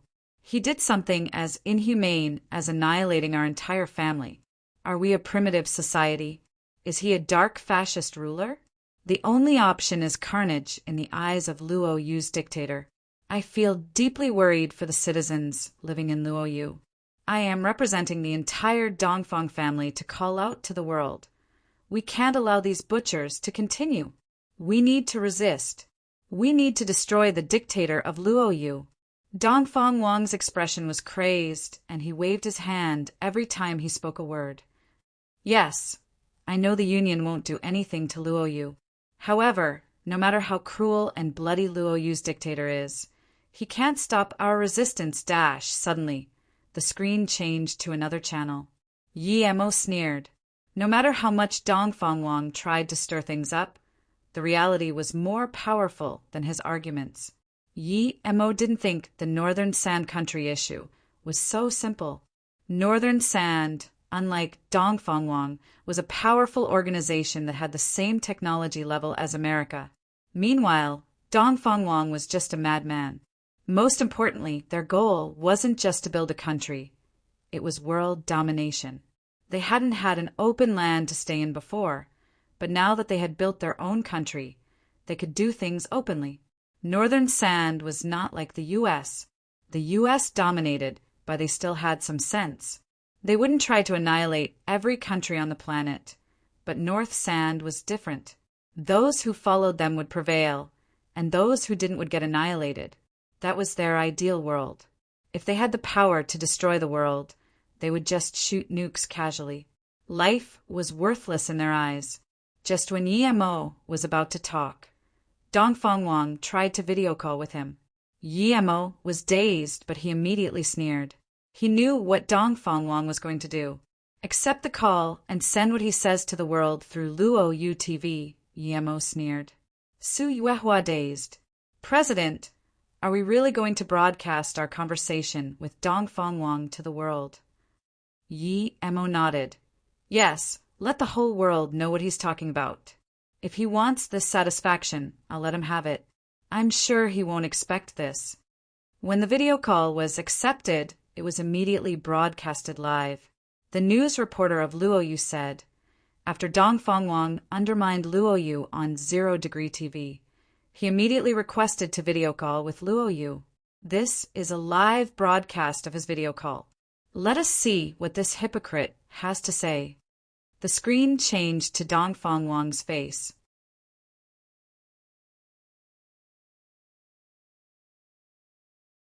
Dongfang Wang was holding a controller and laughing hysterically. Yemo, I know you're watching this. I came to tell you exciting news. If you hadn't killed the Dongfang family's people, perhaps we could have negotiated. But you psycho killed my family without even negotiating first. I will let you know who I am. I will make you remember forever. You're psycho, okay? But I'm more psycho than you. This controller can detonate timed bombs all across the world. You will be very happy with the explosion of 60 bombs under you. Enjoy the fireworks at Luoyu. Ha ha ha. Then, Dongfang Wang pressed the controller. Everyone in the meeting room was dazed. Dongfang Wang had planted so many bombs in Luoyu, yet none of the people there knew. The people's heart sunk. They had just gotten out of jail, but now they were going to get bombed. Yimo's heart also skipped a beat. He had only found 59. Where was the last one?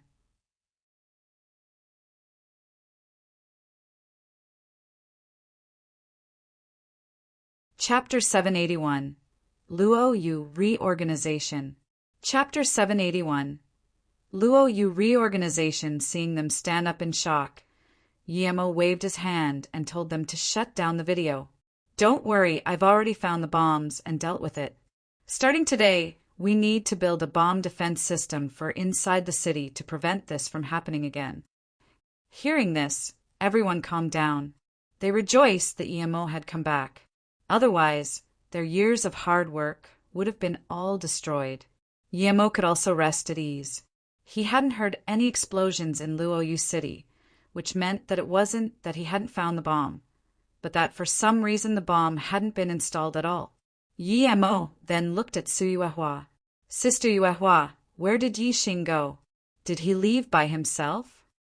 Before Su Yuehua could answer, Yiling walked to Yemo and took out a letter. Yixing brother left by himself. He left this letter for you, telling you not to worry about him. I will tell you about Sister Luoying and Qingxue later.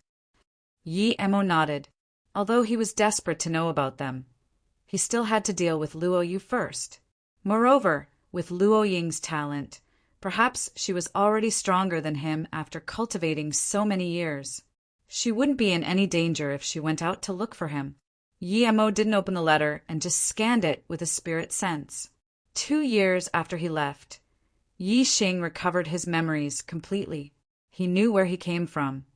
So he used Luoyu's resources to build his own spaceship in 6 years and leave the country. Yixing said that because he only had 4 energy stones and the materials might have not been good enough, the spaceship couldn't leave Earth. However, he wanted to use it to go around and see if he could find why he had come there, and if it was possible to go back. If not, perhaps he would go back to Luoyu in a few years. At this moment, Su Yuehua's phone rang. Su Yuehua picked up and immediately put it down in joy. According to our satellite image, there was a sudden, huge explosion at Exan Lianai Island. It almost turned the island upside down. We've sent people to investigate the cause. Yemo nodded. He was shook. These bombs were really powerful. At the same time, Dongfang Wang, who was still in northern Sand, didn't hear news of Luoyu being bombed either.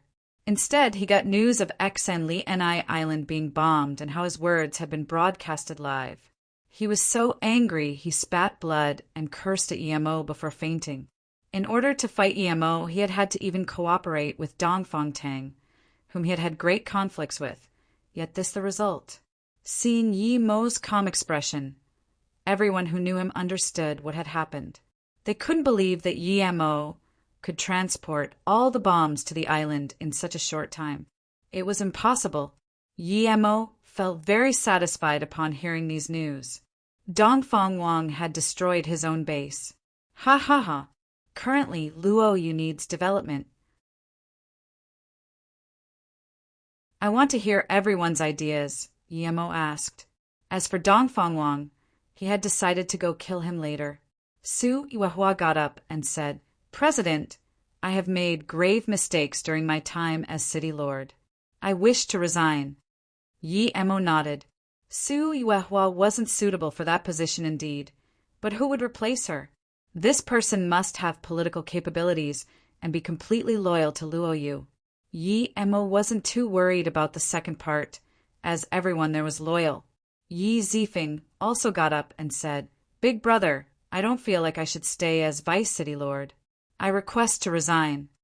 Yi Ling also wanted to say something, but Yemo knew what she was about to say, so he patted her shoulder for her to sit down. Who do you think is the most suitable person for the city lord position?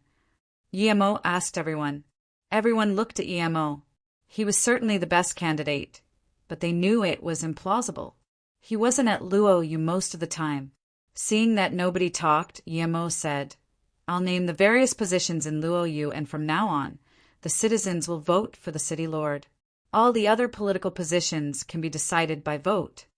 Now, I suggest Naval Commander Huang Yinian to be the next city lord. Yemo had chose Huang Yinian after careful thoughts. First, he was experienced in all sorts of battles, especially naval. Luoyu was surrounded by sea. Second, Huang Yinian was old and reliable. Luoyu needed development now, not war. Third, he knew Luoyu deeply and loved Luoyu. Yes, I accept this. Huang Yinian wanted to do things for Luoyu. He felt that some of what Su Yuehua had done before wasn't right, but he had just been a naval commander. It hadn't been appropriate for him to say a lot of things. Yemo then looked at Su Ping. Second brother don't need to be the military commander anymore. Prepare to establish Luoyu City's Martial Academy. Only those at black level or above can join. They will be responsible for Luoyu's high-level safety. Second brother can be the director, and Sister Yuehua is the vice director. After what happened before, Yemo felt like he needed to be responsible for the safety of Luoyu's management level.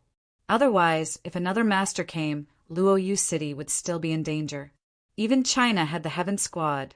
Half great Heaven Masters were extremely rare in the outside world. Yet Dongfang Wang had found 2 immediately. Yemo felt like he needed to investigate Dongfang Wang to know how he could have gotten his masters to work for him. Yemo looked at Guiqi and said, Guiqi will take over second brother's position as the head of military in Luoyu.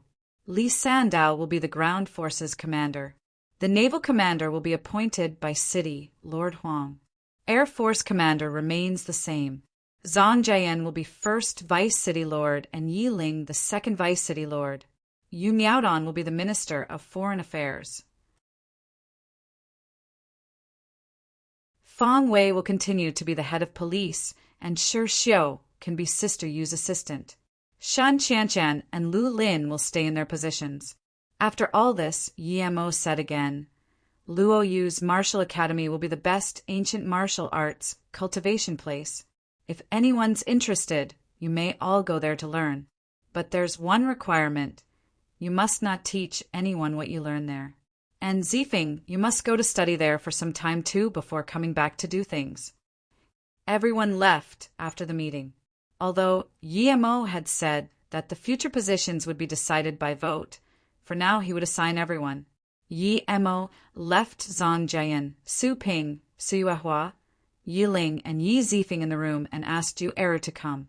After they all gathered, Yemo took out 3 great essence increasing pills and gave them to Zhang Jian, Su Ping, and Su Yuehua. After you eat this pill, you will reach great heaven. Luoyu needs masters, because I can't always be here. Huh. Su Yuehua and the others stood up in shock. There were such pills that could make one reach great heaven. If news spread out, the entire hidden sex would rush to luo you fearlessly. You're tuning in to the Thunder Spear YouTube channel.